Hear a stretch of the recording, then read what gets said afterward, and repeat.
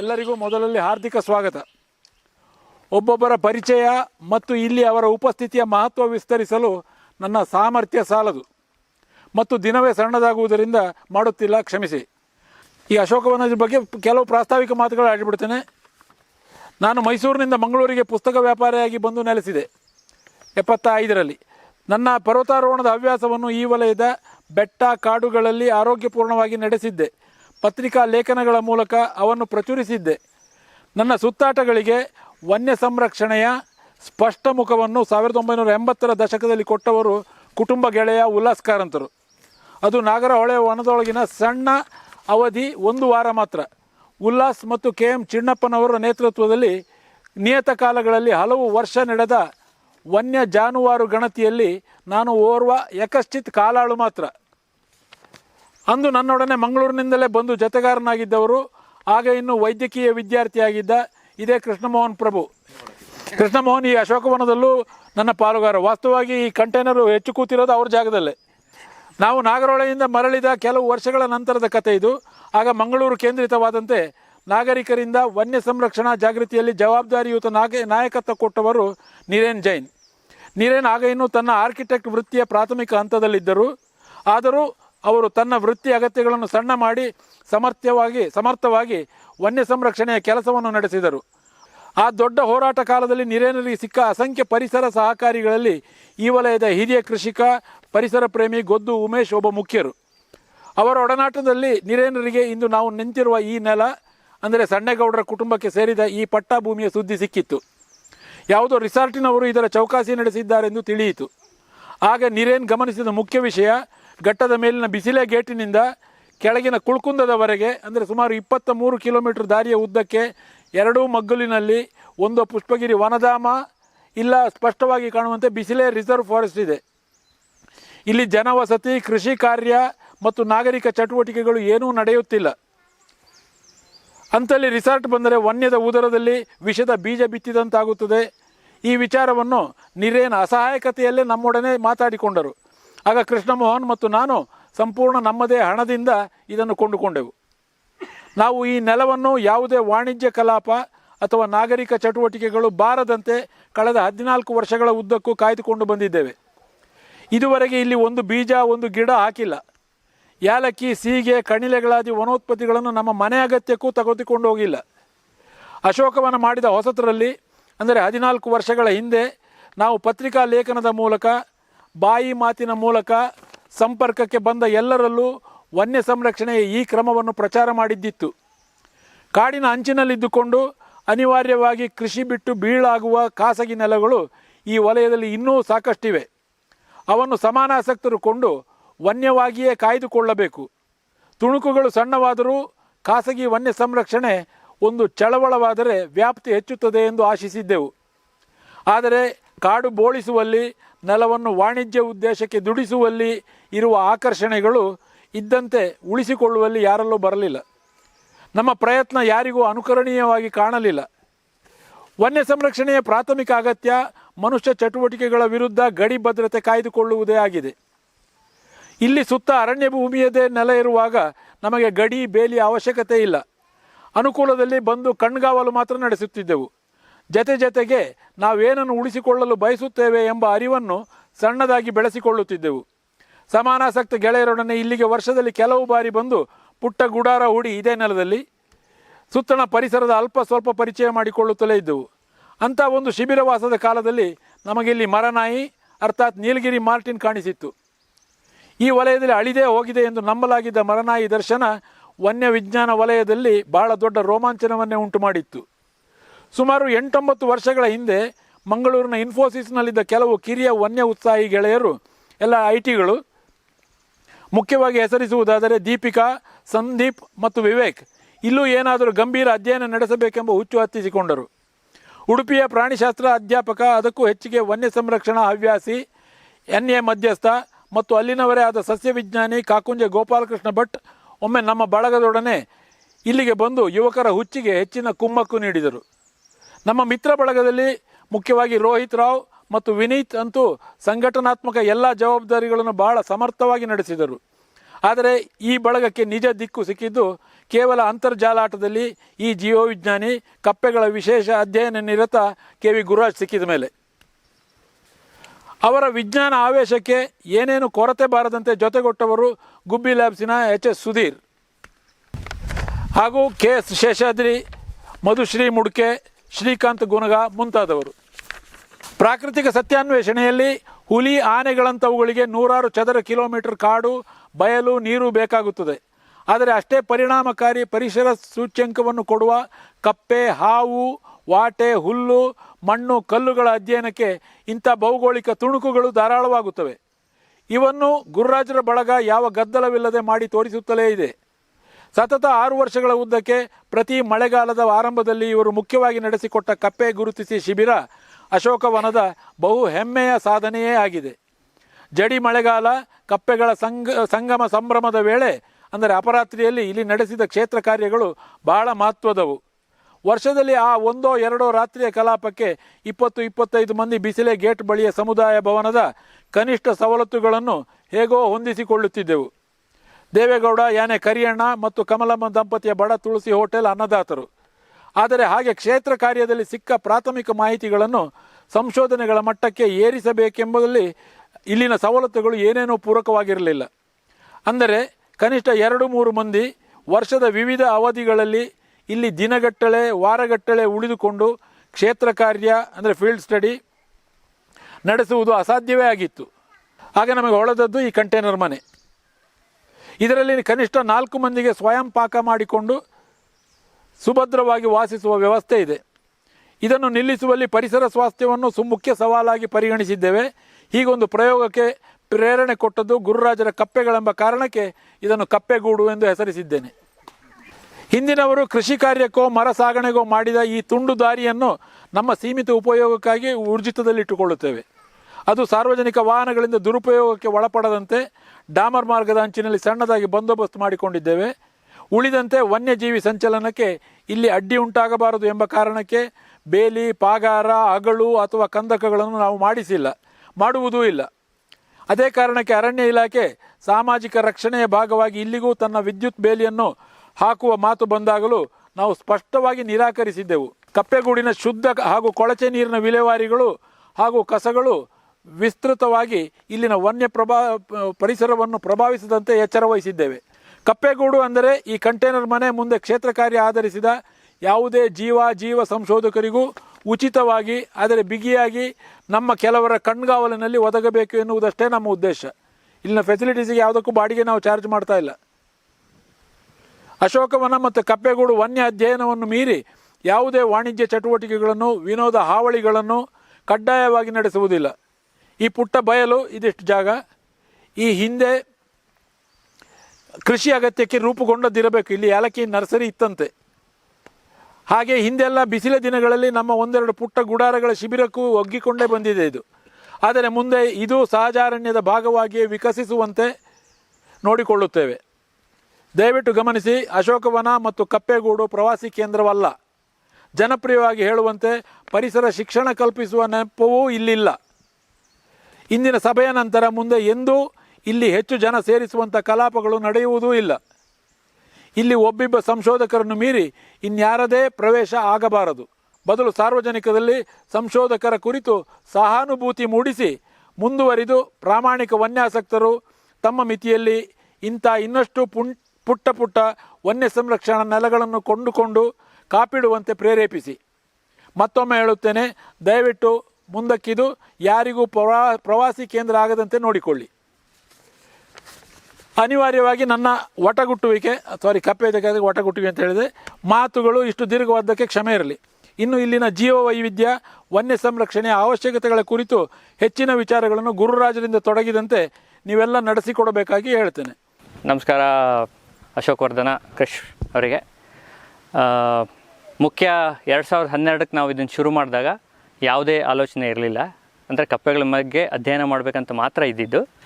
ದೀಪಿಕಾ ಅವರು ಮತ್ತು ವಿವೇಕ್, ಸಂದೀಪ್ ಅವರು ಮೆಸೇಜ್ ಮಾಡಿ ಅದಕ್ಕೆ ಅಶೋಕವರ್ಧನ್ ಅವರು ಜಾಗ ಕೊಟ್ಟು ಅಲ್ಲಿಂದ ಶುರು ಆಯಿತು, ಪ್ರಾರಂಭ ಆಯಿತು. ಪ್ರಾರಂಭ ಆದಾಗಲೂ ಅಷ್ಟೇ, ಆವಾಗ ನಮ್ಗೆ ಏನೇನು ಇದ್ರ ಬಗ್ಗೆ ಗೊತ್ತಿರಲಿಲ್ಲ. ಈ ಜಾಗ ಹೇಗಿದೆ ಫಸ್ಟ್ ನೋಡಬೇಕಾಗಿತ್ತು. ಅದನ್ನು ನೋಡಿದ್ವಿ. ಫಸ್ಟು ಮೊದಲನೇ ವರ್ಷದಲ್ಲಿ 11 ಪ್ರಭೇದದ ಕಪ್ಪೆಗಳು ಸಿಕ್ಕು. ಈಗ ಒಟ್ಟು 38 ಪ್ರಭೇದದ ಕಪ್ಪೆಗಳಿದೆ. ಕಳೆದ 8 ವರ್ಷಗಳಿಂದ ಸತತವಾಗಿ ಮಾಡ್ಕೊಂಬಂದಿದ್ವಿ. ಕಳೆದ ವರ್ಷ ಮಾಡಿಲ್ಲ ಕೋವಿಡ್ ಕಾರಣದಿಂದ. ಈ ವರ್ಷ ಇದು 10ನೇ ವರ್ಷ. ಸೊ ಇಲ್ಲಿ ಇನ್ನೊಂದು ವಿಷಯ ಏನು ಹೇಳಬೇಕಂದ್ರೆ, ಈ ವೈವಿಧ್ಯತೆ ಅಂತಿರಲಿಕ್ಕೆ ನಾವು ಲಿಸ್ಟ್ ಹೇಳೋದೇ ಇಷ್ಟಪಡ್ತೀವಿ ಎಲ್ಲರೂ. ಅದರಲ್ಲೂ ಈ ಟ್ರಾಪಿಕಲ್ ಕಂಟ್ರಿಯಲ್ಲಿರೋರು 38, 48, 108, 208 ಈ ದಕ್ಷಿಣ ಕಾಣಿಕೆ ಆ ಟೈಪಿನ ನಂಬರ್ ಹೇಳಿಬಿಟ್ರೆ ಇನ್ನೂ ಭಾಳ ಖುಷಿ ಆಗುತ್ತೆ ನಮಗೆ. ಆದರೆ ನಮ್ಮ ಸಂಶೋಧನೆಗಳು ಅದನ್ನು ಮೀರಿ ಇರಬೇಕು. ಈಗ ಪಶ್ಚಿಮ ಘಟ್ಟಗಳಲ್ಲೇ ಈಗ ಲಾಸ್ಟು ನೀವು 20 ವರ್ಷ ನೋಡಿದರೆ ಸರಿಸುಮಾರು 200 ಹೊಸ ಪ್ರಭೇದ ಕಪ್ಪೆಗಳು ಬಂದಿದೆ ಇಡೀ ಭಾರತಕ್ಕೆ. ಅದರಲ್ಲಿ 180ರಷ್ಟು ಪಶ್ಚಿಮ ಘಟ್ಟಗಳಿಂದನೇ ಬಂದಿದೆ. ಆಲ್ಮೋಸ್ಟ್ ವರ್ಷಕ್ಕೆ 10 ಹೊಸ ಪ್ರಭೇದ ಕಪ್ಪೆಗಳು 2000 ಇಸ್ವಿಯಿಂದ 2021 ತನಕ ನೀವು ನೋಡಿದರೆ, ನಾನು ಥೀಸಿಸ್ 2002ರಲ್ಲಿ ಬರೆದಾಗ 220 ಸ್ಪೀಷೀಸ್ ಅಂತ ಬರೆದಿದ್ದೆ. ಈಗ 452 ಸ್ಪೀಷೀಸ್ ಇದೆ ಭಾರತದಲ್ಲಿ. ಅಂದರೆ 1ಕ್ಕೆ 2ರಷ್ಟು ಕಪ್ಪೆಗಳಾಗಿದೆ. ಈ ಕಪ್ಪೆಗಳಾಗಿರೋದಕ್ಕೆ ಕಾರಣ ನೀವು ಅಂದರೆ ಕಪ್ಪೆಗಳು ಹೆಂಗೆ ಬೇರೆ ಬೇರೆ ಹೊಸ ಸ್ಪೀಷೀಸ್ ಬಂದುಬಿಡ್ತಾ ಅಂತಲ್ಲ, ಅಂದರೆ ಅಧ್ಯಯನ ಮಾಡೋರ ಸಂಖ್ಯೆ ಜಾಸ್ತಿ ಆಯಿತು. ಬಟ್ ಈಗ ಅಧ್ಯಯನದಲ್ಲಿ ಅದೇ ಅಲ್ಲಿಗೆ ನಿಲ್ತಾ ಇದೆ. ಅಂದರೆ ಅಲ್ಲ, ಹೊಸ ಸ್ಪೀಷೀಸ್ ನೋಡೋದಕ್ಕೆ ನಿಲ್ಲಿಸ್ತಾ ಇದ್ದೀವಿ ನಾವು, ಅದು ಅಲ್ಲಿಗೆ ನಿಲ್ಲಬಾರ್ದು. ಈ ಅಧ್ಯಯನ ಏನಾಗ ಆ ಕಪ್ಪೆ ಅಲ್ಲಿ ಯಾಕೆ ಬಂತು ಅನ್ನೋದನ್ನು ಹುಡುಕಿ ಆ ಜಾಗಕ್ಕೆ ಏನಾಗ್ತಿದೆ ನೋಡಬೇಕೇ ಹೊರತು ಹೊಸ ಹೊಸ ಕಪ್ಪೆ ನೋಡ್ತಾ ಇದ್ದೀವಿ ಅಲ್ಲಿಗೆ ನಿಂತು ಹೋಗಬಾರ್ದು ಅಂತ ಅಷ್ಟೇ. ಅದೇನಾಗುತ್ತೆ ಅಂದರೆ ಲಿಸ್ಟ್ ಆಗಿಬಿಡುತ್ತೆ. ಬಿಸಿಲಲ್ಲಿ 38 ಕಪ್ಪೆ ಸಿಗ್ತಾನೆ ಒಂದು ಲಿಸ್ಟ್ ಆಗಿಬಿಡುತ್ತೆ ಅಷ್ಟೇ ಹೊರತು ಅದರಿಂದ ಮುಂದೇನು. ಸೊ 38 ಇದ್ರೇನು 48 ಇದ್ರೇನು, ಅದರಿಂದ ಏನಾಗ್ತಾಯಿದೆ? 38 ಕಮ್ಮಿ ಆಗ್ತಾ ಇದೆಯಾ ಇಲ್ವಾ? ಈಗ ಯಾರೋ ಒಬ್ರು ಪ್ರಶ್ನೆ ಕೇಳಿ ಕಪ್ಪೆಗಳು ಕಮ್ಮಿ ಆಗ್ತಿದೆಯಾ ಅಂತ. ನಮಗೆಲ್ಲ ಅನೆಕ್ಡೋಟಲ್ ಅಂತ ಹೇಳ್ತೀವಿ, ಅಂದರೆ ಬಾಯಿಂದ ಬಾಯಿಗೆ. ನಮ್ಮ ಅಜ್ಜನ ಕಾಲದಲ್ಲಿ ಭಾಳ ಇತ್ತು. ಎಷ್ಟಿತ್ತು? ಭಾಳ ಅಂದರೆ ಎಷ್ಟು? 10 ಇತ್ತಾ? 50 ಇತ್ತಾ? 100 ಇತ್ತಾ? ಕಾಲಿಗೆ ಒಂದೊಂದು ಸಿಕ್ತಿತ್ತಾ? ಒಂದು ಅಳತೆ ಸಿಕ್ಕರೆ ನಿಮಗೆ ಅವಾಗ ಅದನ್ನು ರೆಫರೆನ್ಸ್ ಇಟ್ಕೊಂಡು ನೀವು ಮುಂದೆ ಹೇಳ್ಬೋದು. 10 ವರ್ಷದಲ್ಲಿ ನಮ್ಗೆ 100 ಕಪ್ಪೆ ಸಿಗ್ತಾ ಇರೋದು 10 ಕಪ್ಪೆ ಆಯಿತು. ಆವಾಗ ನಿಮಗೊಂದು ಅಳತೆ ಸಿಕ್ಕಿತ್ತೆ. ಅದು ಸೈಂಟಿಫಿಕ್ ಅಧ್ಯಯನ. ಅಂದರೆ ಇದನ್ನೇ ಸೈನ್ಸ್ ಅಂತ ಹೇಳೋದು. ನಾವು ಅದಕ್ಕೇನು ದೊಡ್ಡದೊಂದು ಹೆಸರು ಟ್ಯಾಗ್ ಕೊಟ್ಟು ವಿಜ್ಞಾನ ಹಿಂಗೆ ಮಾಡಬೇಕಂತೇನಿಲ್ಲ. ಆ ರೀತಿ ಅಳತೆ ಮಾಡುವಂಥ ಬೇಸ್ಲೈನ್ ಇನ್ಫಾರ್ಮೇಷನ್ ಇಲ್ಲ ನಮ್ಮ ಹತ್ರ. ಫಂಡಮೆಂಟಲಿ ಈಗ 38 ಕಪ್ಪೆ ಸಿಕ್ತು. ಈ ಸಿಕ್ಕಿರೋ 38 ಕಪ್ಪೆ ಎಷ್ಟೆಷ್ಟಿದೆ? ಒಂದೊಂದು ಕಪ್ಪೆ ಎಷ್ಟೆಷ್ಟಿದೆ? ಯಾವ ಮರದಲ್ಲಿ ಯಾವ ಕಪ್ಪೆ ಕೂತಿದೆ? ಈ ತೊರೆಯಲ್ಲಿ ಎಷ್ಟು ಜಾಗ, ಈಗ 100 ಮೀಟ್ರ್ ಜಾಗ ನೋಡಿದರೆ ಯಾವ್ಯಾವ ಪ್ರಭೇದದ ಕಪ್ಪೆಗಳು ಎಷ್ಟಿದೆ? ಆ ನಂಬರ್ ನಮ್ಮ ಹತ್ರ ಇಲ್ಲ. ಸೊ ಹಂಗೆ ನಂಬರ್ ಇಲ್ಲದಾಗ ನಿಮಗೇನಾಗುತ್ತೆ ಅಂದರೆ ಇದನ್ನು ಮುಂದೆ ತೊಗೊಂಡೋಗಿ ನೀವು ಎಲ್ಲಿ ಪ್ರಪೋಸ್ ಮಾಡೋಕ್ಕೂ ಆಗಲ್ಲ. ಫಾರೆಸ್ಟ್ ಡಿಪಾರ್ಟ್ಮೆಂಟಿಗೆ ಹೇಳೋಕ್ಕಾಗಲ್ಲ, ಲಿಸ್ಟ್ ಇಟ್ಕೊಂಡು ಏನೂ ಮಾಡೋಕ್ಕಾಗಲ್ಲ, ಲಿಸ್ಟ್ ಇಟ್ಕೊಂಡು ಕನ್ಸರ್ವೇಷನ್ ಮಾಡೋಕ್ಕಾಗಲ್ಲ. ಲಿಸ್ಟಿಂದ ಮುಂದೆ ಹೋಗಬೇಕು ಇನ್ನೂ ಜಾಸ್ತಿ. ಅಂದರೆ ಆ ಜಾಗಕ್ಕೆ ಯಾಕೆ ಬಂತನ್ನು ಅರ್ಥ ಮಾಡ್ಕೊಂಡ್ರೆ ಆ ಜಾಗ ಉಳಿಸೋದು ಈಸಿ ಆಗುತ್ತೆ. ನಾವು ಆ ಟೈಪಿನ ಅಧ್ಯಯನಗಳು ಮಾಡ್ತಾನೇ ಇಲ್ಲ. ಅದನ್ನು ಮಾಡೋಕ್ಕೆ ಅಗೈನ್ ನೀವು ಇನ್ವಾಲ್ವ್ ಮಾಡಬೇಕು ಜನಕ್ಕೆ ಏನು ಅನಿಸುತ್ತೆ ಅಂದರೆ, ಇವನು ಯಾರು ಮಳೆಗಾಲದಲ್ಲಿ ಹಿಂಗೆ ಬಂದು ಲೈಟೆಲ್ಲ ಹಾಕ್ಕೊಂಡು ಮಾಡ್ತಾರೆ, ಮಾಡ್ಕೊಂಡು ತಿನ್ಕೊಂಡು ಹೋಗ್ಬೋದಲ್ಲ, ಸುಮ್ಮನೆ ಇಷ್ಟೆಲ್ಲ ಕಷ್ಟಪಡಬೇಕಾ ಅಂಥೇಳಿ. ಸೊ ಅಲ್ಲಿ ಇಂಟ್ರೆಸ್ಟನ್ನು ರೈಸ್ ಮಾಡೋದು ನಮ್ಮ ಹತ್ರನೇ ಇದೆ. ಹೇಗೆ ಇನ್ವಾಲ್ವ್ ಮಾಡಬೇಕು? ಇಂಥ ಮೀಟಿಂಗ್ ಆದಾಗಲೇ ಅದು ಆಗೋಕ್ಕೆ ಸಾಧ್ಯ. ಯಾರೋ ಹೇಳಿದ್ರು ನಮ್ಮ ಮಗನ ಕರ್ಕೊಂಬರ್ಬೋದಿತ್ತು ಅಂತ. It could be a triggering point, ಗೊತ್ತಿಲ್ಲ. ಅಲ್ಲಿ ಸ್ಪಾರ್ಕ್ ಆಗುತ್ತೆ. ಅದನ್ನ ಅವರು ಮಾಡೇ ಬಿಡ್ತಾರೆ ಅಂತಲೂ ನಾನು ಹೇಳ್ತಾ ಇಲ್ಲ. ಅವಾಗ ಏನಾಗುತ್ತೆ, ಥಿಂಕ್ ಮಾಡ್ಬೋದು. ಅವ್ರು ಇಲ್ಲೇ ಬಂದು ಅಧ್ಯಯನ ಮಾಡ್ಬೇಕಂತೂ ಇಲ್ಲ, ಅವ್ರ ಮನೆ ಹತ್ರನೇ ಹೋಗಿ ಮಾಡ್ಬೋದು. ನಿಮ್ಮ ಮನೆ ಹಾಸನದಲ್ಲಿದ್ದಾಗ ಅಲ್ಲಿ ಏನಿದೆ ಕಪ್ಪೆಗಳಂತ ಗೊತ್ತಿಲ್ಲ, ಮಂಗಳೂರಲ್ಲಿದ್ದವ್ರಿಗೆ ಅಲ್ಲಿ ಏನಿದೆ ಕಪ್ಪೆಗಳಂತ ಗೊತ್ತಿಲ್ಲ. ಈಗ ಮಂಗಳೂರಲ್ಲಿ ಹೊಸ ಕಪ್ಪೆ ಕಂಡುಹಿಡಿದು ಅದಿರೋದು ಆ ಟಿಂಬರ್ ಯಾರ್ಡಿನ ಪಕ್ಕದಲ್ಲಿ ಒಂದು 200 ಸ್ಕ್ವೇರ್ ಮೀಟರ್ ಇರ್ಬೋದು, ಅಷ್ಟರಲ್ಲೇ ಇದೆ ಆ ಕಪ್ಪೆ. ಮತ್ತೆಲ್ಲೂ ಹೋಗೇ ಇಲ್ಲ. ಅದು ಎಲ್ಲಿಂದ ಬಂತು ಆ ಕಪ್ಪೆ? ಲಿಸ್ಟ್ ಮಾಡೋದು ಒಂದು ತಳಹದಿ ಅಷ್ಟೇ, ಅಲ್ಲಿಗೆ ನಿಲ್ಲಬಾರ್ದು. ಅದನ್ನು ಮುಂದೆ ತೆಗೆದುಕೊಂಡು ಹೋಗಬೇಕು. ಅಂದರೆ ಏನು? ಈಗ ಇಲ್ಲಿ ಸಿಗ್ತಾ ಇರೋವಂಥ ಕಪ್ಪೆಗಳಲ್ಲಿ ಅವುಗಳು ಈ ಜಾಗದಲ್ಲಿ ಯಾಕಿದೆ, ಅವುಗಳಲ್ಲಿ ಸಂತಾನಾಭಿವೃದ್ಧಿ ಯಾವ ಥರದ್ದಾಗ್ತಾಯಿದೆ, ಅವುಗಳು ಯಾವ ಸಮಯದಲ್ಲಿ ಪಶ್ಚಿಮ ಘಟ್ಟಗಳಲ್ಲಿ ಬಂದು, ಈ ರೀತಿಯ ಸಂಶೋಧನೆಗಳಿಗೆ ಹೆಚ್ಚು ಒತ್ತು ಸಿಗಬೇಕು. ಅದಕ್ಕೆ ಪ್ರಾರಂಭ ಎಲ್ಲಾಗಬೇಕು ಅಂದರೆ ನಾವು ಮಾಡ್ತಾ ಇದ್ದಂತಹ 1-2 ದಿನದ ಕಪ್ಪೆ ಶಿಬಿರಗಳು. ಸೊ ಅದು ಪ್ರಾರಂಭ, ಬಟ್ ಅದೇ ಅಂತ್ಯ ಅಲ್ಲ. ಅದನ್ನು ಮುಂದೆ ತೆಗೆದುಕೊಂಡು ಹೋಗಬೇಕು. ಸೊ ಇದರಲ್ಲಿ ಏನು ಮಾಡ್ತಾಯಿದ್ವಿ ಅಂದರೆ ಇನ್ವಾಲ್ವ್ ಮಾಡ್ತಾಯಿದ್ದು ಹಾಗೆ ಇತ್ತು. ಅದನ್ನು ಮೊದಲು ಮಾಡಿದಾಗ ಎಲ್ಲ ಫೋಟೋಗ್ರಾಫರು ಕ್ಯಾಮ್ರಾ ತೊಗೊಂಬಂದು ಫೋಟೋ ಎಲ್ಲ ತೆಗಿತಾಯಿದ್ರು. ಈಗ ಕಳೆದ 3 ವರ್ಷದಲ್ಲಿ ಅದನ್ನು ನಾವು ಚೇಂಜ್ ಮಾಡಿದ್ವಿ. ಯಾಕೆಂದರೆ ಫೋಟೋ ತೆಗೆದ ಮೇಲೆ ನಾವು ಅದ್ರ ಬಗ್ಗೆ ಅದ್ರ ಜೊತೆಗೆ ಅಷ್ಟು ಅಂಟ್ಕೊಳ್ಳೋದಿಲ್ಲ. ಅಂದ್ಕೊತೀವಿ ಆಮೇಲೆ ಮುಂದೊಂದು ಸಲ ತೆಗೆದು ನೋಡ್ತೀನಿ ಪುಸ್ತಕದಲ್ಲಿ ಅಂಥೇಳಿ. ಅದ್ರ ಬದಲು ಏನು ಮಾಡಿದ್ವಿ, ಪುಸ್ತಕದಲ್ಲಿ ಬರ್ಕೊಳ್ಳೋದು. ಒಂದೇ ಕಪ್ಪೆ ನೋಡಿದರೂ ಸಾಕು, ಅದ್ರ ಜೊತೆ ಹೇಗೆ ನಾವು ಫಸ್ಟ್ ಇಂಟ್ರ್ಯಾಕ್ಟ್ ಮಾಡ್ತೀವಿ ಅದನ್ನು ನೋಡಿದ ಮೇಲೆ ಆ ಒಳಗಿನ ನಿಮ್ಮ ಬಾಂಧವ್ಯ ಬೆಳೆದ ಮೇಲೆ ಪ್ರಾಬ್ಲಿ ನಾವು ಅದನ್ನು ಇನ್ನೂ ಮುಂದೆ ತೊಗೊಂಡು ಹೋಗ್ಬೋದು. ಬಟ್ ಮುಖ್ಯವಾಗಿ ನಮಗೆ ಉದ್ದೇಶ ಇರೋದೇನು ಅಂದರೆ ಸಂಶೋಧನೆ ಮಾಡೋದು. ಸೊ ಇವಾಗ ಸಂಶೋಧನೆ ಮಾಡೋದ್ರಲ್ಲಿ ಇವಾಗ ಆಗಲೇ ಹೇಳ್ದಂಗೆ ಇನಿಷಿಯಲಿ ನಾವು ಬರೀ ಚೆಕ್ ಲಿಸ್ಟ್ ಥರ ನೋಡೋದಿರುತ್ತೆ. ಆದರೆ ನಮಗೆ ಇವಾಗ ಕಪ್ಪೆಗಳಲ್ಲೇ ಸಾಕಷ್ಟು ಇನ್ನಷ್ಟು ಅದ್ರ ಬಗ್ಗೆನ ತಿಳ್ಕೊಳ್ಳೋದು ಸಾಕಷ್ಟಿದೆ. ಅಂದರೆ ಅದರಲ್ಲಿ ಸಾಕಷ್ಟು ಪ್ರಶ್ನೆಗಳಿಗೆ ನಮಗೆ ಉತ್ತರ ಇಲ್ಲ. ಉದಾಹರಣೆಗೆ ಇವಾಗ ಏನು ನಮ್ಮಲ್ಲಿ ಇವಾಗ ಸುಮ್ಮನೆ ಕಂಡು ಬರೋ, ಇವಾಗ ನೀವು ನಿಮ್ಮ ಮನೆಗಳಲ್ಲೇ ಸಿಗುವಂಥ ಟ್ರೀ ಫ್ರಾಗ್ ಇರ್ಬೋದು ಅಥವಾ ಕಾಮನ್ ಬುಲ್ ಫ್ರಾಗ್ ಇರ್ಬೋದು, ಆ ಥರದಕ್ಕೇ ಈಗ ಅವ್ಯಕ್ತನೋ ಅಥವಾ ಅಭಾನೋ ಏನಾರ ಕೇಳಿದ್ರೆ ನಮಗೆ ಅದೆಷ್ಟು ವರ್ಷ ಬದುಕುತ್ತೆ ಅಂದರೆ ನಮಗೆ ಅದರದ್ದು ನ್ಯಾಚುರಲ್ ಲೈಫ್ ಸ್ಪ್ಯಾನ್ಗೆ ಕರೆಕ್ಟಾಗಿ ಇನ್ನೂ ಉತ್ತರ ಇಲ್ಲ. ನಮ್ಮ ಹತ್ರ ಇನ್ನೂ ಅಂಥ ಸಿಂಪಲ್ ಕ್ವಶನ್ಸ್ಗೆ ಆನ್ಸರ್ಸ್ ಇಲ್ಲ. ಸೊ ನಾವು ಇನ್ನೂ ಅಲ್ಲಿಗೆ ಹೋಗೋದಕ್ಕೆ ಸಾಕಷ್ಟು ಸಮಯ ಬೇಕು. ಸಮಯ ಅಂದರೆ ನಾವು ಇನ್ನೂ ಹೆಚ್ಚು ಜನ ಅದ್ರ ಬಗ್ಗೆ ಅಧ್ಯಯನ ಮಾಡೋ ಅವಶ್ಯಕತೆ ಇದೆ. ಈಗ ಇಲ್ಲೇನೆ ಇವಾಗ ಈ ಹಗಲೊತ್ತಲ್ಲಿ ಮಿಕ್ರಿಕ್ಸಾಲಸ್ ಅಂತ ಡ್ಯಾನ್ಸಿಂಗ್ ಫ್ರಾಗ್ ಅನ್ನೋ ಒಂದು ಕಪ್ಪೆ ಪ್ರಭೇದದಿದೆ. ಅದು ಕಾಲೆತ್ತುತ್ತೆ. ಆ ಕಾಲೆತ್ತೋ ಬಿಹೇವಿಯರ್ನು ಗುರುರಾಜ್ ಅವರೇ ಈಗ ಒಂದು 2013-14 ಟೈಮಲ್ಲಿ ಡಿಸ್ಕ್ರೈಬ್ ಮಾಡಿದ್ದಾರೆ. ಆದರೆ ಆ ಗುಂಪಿನ ಕಪ್ಪೆಗಳು ಕಾಲು ಯಾಕೆ ಹಿಂಗೆ ಎತ್ತುತ್ತಾ ಇದೆ, ಅದಕ್ಕೆ ಡ್ಯಾನ್ಸಿಂಗ್ ಫ್ರಾಗ್ ಅಂತಲೂ ಹೇಳುತ್ತೆ. ಸೊ ಒಂದು ಹೈಪೋಥೆಸಿಸ್ಸು ಹೆಣ್ಣು ಕಪ್ಪೆನ ಆಕರ್ಷಿಸೋಕ್ಕೆ ಅಂತ ಹೇಳುತ್ತೆ. ಇನ್ನೊಂದು ಹೈಪೋಥೆಸಿಸ್ಸು ಬೇರೆ ಗಂಡು ಕಪ್ಪೆಗಳಿಗೆ ಅದು ಈ ಕ್ಷೇತ್ರನ ರಕ್ಷಿಸ್ಕೊಳ್ಳೋಕ್ಕೋಸ್ಕರ ಹೇಳ್ತಾ ಇದೆ ಅಂತ. ಯಾಕೆ ಹೇಳ್ತಾ ಇದೆ ಅಂತಲೂ ನಮಗೆ ಗೊತ್ತಿಲ್ಲ. ಸೊ ಅಂಥ ಪ್ರಶ್ನೆಗಳಿಗೆ ನಮಗೆ ಉತ್ತರ ಬೇಕಿದೆ. ಆ ಉತ್ತರ ಹುಡುಕೋ ನಿಟ್ಟಿನಲ್ಲಿ ನಾವಿಲ್ಲಿ ಇನ್ನೂ ಹೆಚ್ಚು ಸಂಶೋಧನೆ ಮಾಡೋದಿದೆ. ಮತ್ತು ಲಾರ್ಜರ್ ಪಿಕ್ಚರಲ್ಲಿ ಏನು ಅಂದರೆ ನಾವು ಎವಲ್ಯೂಷನ್ ಮತ್ತು ಇವಾಗ ಏನು ನಾವು ಹೇಗೆ ಇವಾಗ ಈ ಪ್ರಭೇದಗಳೆಲ್ಲ ಬಂದಿವೆ, ಇದರಲ್ಲಿ ನಮಗೆ ಇವಾಗಿರೋ ಕಪ್ಪೆಗಳು ಕಾಂಪೋಸಿಷನ್ ಯಾಕೆ ಹಿಂಗಿದೆ ಅಥವಾ ಏನಾಗ್ತಿದೆ ಮುಂದೆ, ನಾವು ನೋಡ್ತಾ ಇರೋ ಟೈಮ್ ಎಪಾಕ್ ಇದೆಯಲ್ಲ ತುಂಬ ಕಮ್ಮಿ. ಅಂದರೆ 4.5 ಬಿಲಿಯನ್ ವರ್ಷಗಳಿಂದ ಆಗಿರೋ ಪ್ರೋಸೆಸಸ್ಸಲ್ಲಿ ಈಗ 2 ವರ್ಷ ಬಿಲಿಯನ್ನಿಂದ ಜೀವಗಳೇ ಬಂದ ಮೇಲೆ ನಾವು ಮನುಷ್ಯರು ಇವಾಗ ನೋಡ್ತಿರೋ 50-60 ವರ್ಷದ ಕಾಲದ ಎಪಾಕಲ್ಲಿ ತುಂಬ ತುಂಬ ಕಮ್ಮಿ. ಸೊ ಆ ಕಮ್ಮಿ ಟೈಮ್ ಸ್ಪ್ಯಾನಲ್ಲಿ ನಾವು ನಮ್ಮ ಕಲ್ಪನೆಗೆ ಸೀಮಿತವಾಗಿ ಏನೇನು ಅಂದ್ಕೊಳ್ತಾ ಇದ್ದೀವೋ ಅದನ್ನು ನೋಡ್ತಾ ಇದ್ದೀವಿ. ಯಾಕಂದರೆ ನಮ್ಮ ಬ್ರೈನ್ ಕೂಡ ವೈರ್ ಆಗಿರೋದು ಒಂಥರ. ಸೊ ಅದಕ್ಕೆ ಕಲ್ಪನೆ ಅಷ್ಟಕ್ಕೆ ಒಂಥರ ಸೀಮಿತ ಆಗಿದೆ.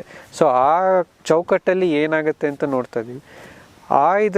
ಇಲ್ಲಿರೋದನ್ನೆಲ್ಲ ನಾವು ನೋಡಿ ತಿಳ್ಕೊಳ್ಳೋಕ್ಕೆ ನಮ್ಮ ಇಷ್ಟು ಜನದ ಲೈಫ್ ಸ್ಪ್ಯಾನು ಸಾಕಾಗಲ್ಲ.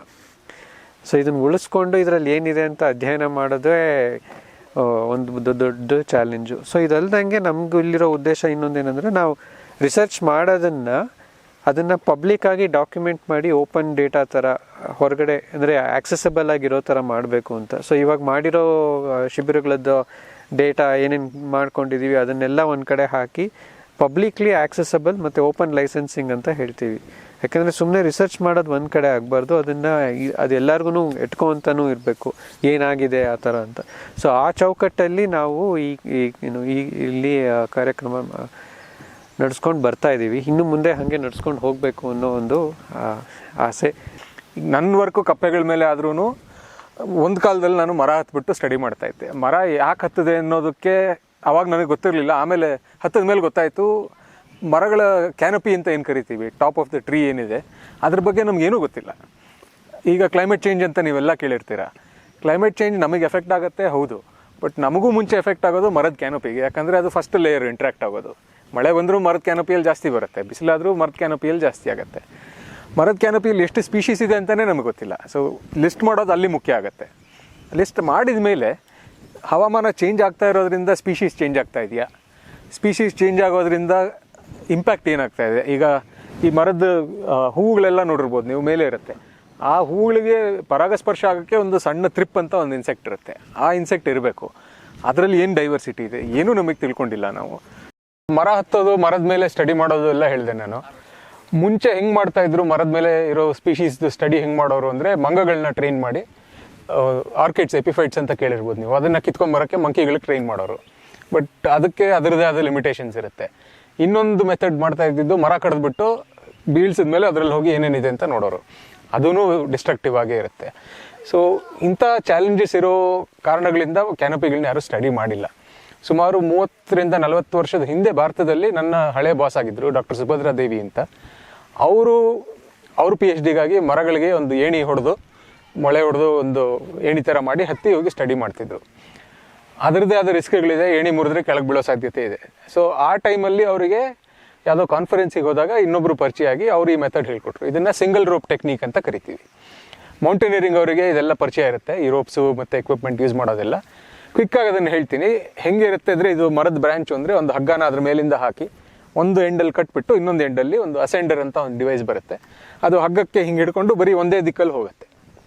ಮುಳ್ಳಿರುತ್ತೆ, ನೀವು ಹೇಳಿದ್ರಲ್ಲ ಮುಳ್ಳು, ಹಾಗೆ ಇರುತ್ತೆ, ಅದಕ್ಕೆ ಒಂದೇ ದಿಕ್ಕಲ್ಲಿ ಹೋಗುತ್ತೆ, ಹಿಂದಕ್ಕೆ ಬರೋದಿಲ್ಲ. ಅದನ್ನು ಹಾಕ್ಕೊಂಡು ಅದಕ್ಕೆ ಸೊಂಟಕ್ಕೊಂದು ಬೆಲ್ಟ್ ಹಾಕ್ಕೊಂಡು ಹತ್ತುತ್ತೀವಿ.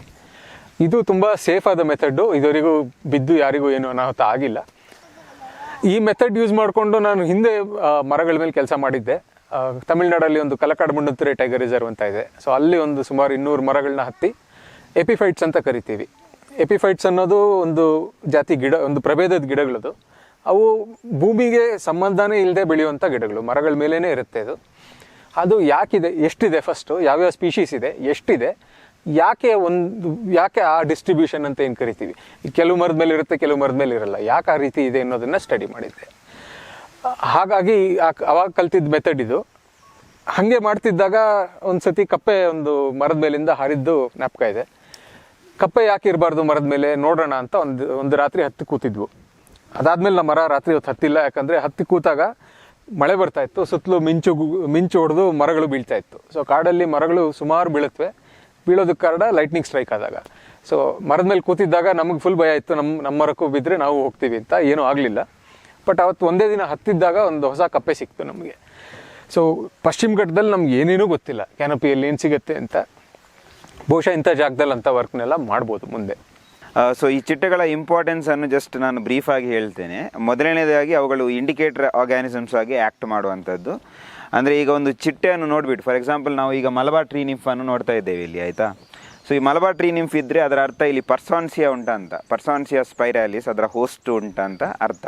So they act as indicators. ಒಂದು ಚಿಟ್ಟೆಯನ್ನು ನೋಡಿಬಿಟ್ಟು ಯಾವ ಗಿಡ, ಯಾವ ಮರ, ಯಾವ ಫಾರೆಸ್ಟಲ್ಲಿ, ಯಾವ ಏರಿಯಾದಲ್ಲಿ ಉಂಟು ಅಂತ ಹೇಳಲಿಕ್ಕೆ ಸಾಧ್ಯ ಉಂಟು. ಒಂದು ಏರಿಯಾದ ಡೈವರ್ಸಿಟಿ ಕೂಡ ಹೇಳ್ಬೋದು. ಸೊ ಅದರ ಹೆಲ್ತನ್ನು ಹೇಳ್ಬೋದು. ಸೆಕೆಂಡ್ ಏನಂದರೆ, ಬಟರ್ಫ್ಲೈಸ್ಗಳು ಬೇರೆ ಜೀವಿಗಳಿಗೆ ಆಹಾರ ಆಗುವಂಥದ್ದು. ಅವುಗಳನ್ನು ಬರ್ಡ್ಸ್ ತಿಂತದೆ, ಲಿಸರ್ಡ್ಸ್ ತಿಂತದೆ, ಫ್ರಾಕ್ಸ್, ಪ್ರೇಯಿಂಗ್ ಮ್ಯಾಂಟಿಸ್, ಬೇರೆ ಬೇರೆ ಜೀವಿಗಳು ಚಿಟ್ಟೆಯ ಮೇಲೆ ಫೀಡಿಂಗ್ ಮಾಡ್ತವೆ. They form a important part of the food web. Third ಏನಂದರೆ, ಬಟರ್ಫ್ಲೈಸ್ಗಳು ಪರಾಗಸ್ಪರ್ಶ ಮಾಡುವಂಥದ್ದು. ಸೊ ಈ ಪರಾಗಸ್ಪರ್ಶ, ಆಫ್ಕೋರ್ಸ್ ಬೀಸ್ಗಳು ಮೇಜರ್ ಪಾಲಿನೇಟರ್ಸ್, ಬಟ್ ಬಟರ್ಫ್ಲೈಸ್ ಇದೆಲ್ಲ ಬರ್ಡ್ಸ್ ಎಲ್ಲ ಪರಾಗಸ್ಪರ್ಶಲ್ಲಿ ಹೆಲ್ಪ್ ಮಾಡ್ತದೆ. ಇದು naturally third importance. So butterflies ಅಂತಂದರೆ ಯಾಕೆ ನಾಶ ಆಗ್ತದೆ ಅಂದರೆ, ಹ್ಯಾಬಿಟೇಟ್ ಡಿಸ್ಟ್ರಾಕ್ಷನ್ ಅನ್ನೋದು ಮೇಜರ್ ಥ್ರೆಟ್. ಅದು ಬಟರ್ಫ್ಲೈಸ್ ಅಂತ ಅಲ್ಲ, ಎಲ್ಲ wildlife population included. So ಇಲ್ಲಿ ಈ ಒಂದು ಏನು ಇವರ ಪ್ಲ್ಯಾನ್ ಈಗ ಆಲ್ರೆಡಿ 15 years ಬ್ಯಾಕ್ ಮಾಡಿದ್ದಾರೆ ಅಲ್ವಾ, 15 years ಅಲ್ಲ. ಸೊ ಅದು ಥಾಟ್ ಆ್ಯಕ್ಚುಲಿ ನಮಗೆ ಒಂದು 2-3 years ಇಂದ ಬರ್ತಾ ಇತ್ತು. ಎಲ್ಲಿ ಈ ಫಾರೆಸ್ಟ್ ಎಡ್ಜಸಲ್ಲಿ ಎಲ್ಲಿ ಕಲ್ಟಿವೇಷನ್ ಉಂಟು, ಎಲ್ಲಿ ರಬ್ಬರ್ ಕಲ್ಟಿವೇಷನ್ ಉಂಟು, ಎಲ್ಲಿ ಬ್ಯಾರನ್ ಲ್ಯಾಂಡ್ಸ್ ಉಂಟು, ಅಲ್ಲಿ ಆ ರೀಜನ್ಗೆ ಸಂಬಂಧಪಟ್ಟ ನಮ್ಮ ಪಶ್ಚಿಮ ಘಟ್ಟಕ್ಕೆ ಸಂಬಂಧಪಟ್ಟ ಮರಗಿಡಗಳನ್ನು ಬೆಳೆಸುವಂಥದ್ದು, ಅದರಿಂದ ಒಂದು ಹ್ಯಾಬಿಟೇಟ್ ಕ್ರಿಯೇಟ್ ಮಾಡುವಂಥದ್ದು. ಸೊ ಅದಕ್ಕೋಸ್ಕರ ನಾವು ಕೆಲವೊಂದು ಎಕ್ಸ್ಪೆರಿಮೆಂಟನ್ನು ಈಗಾಗಲೇ ಶುರು ಮಾಡಿದ್ದೇವೆ.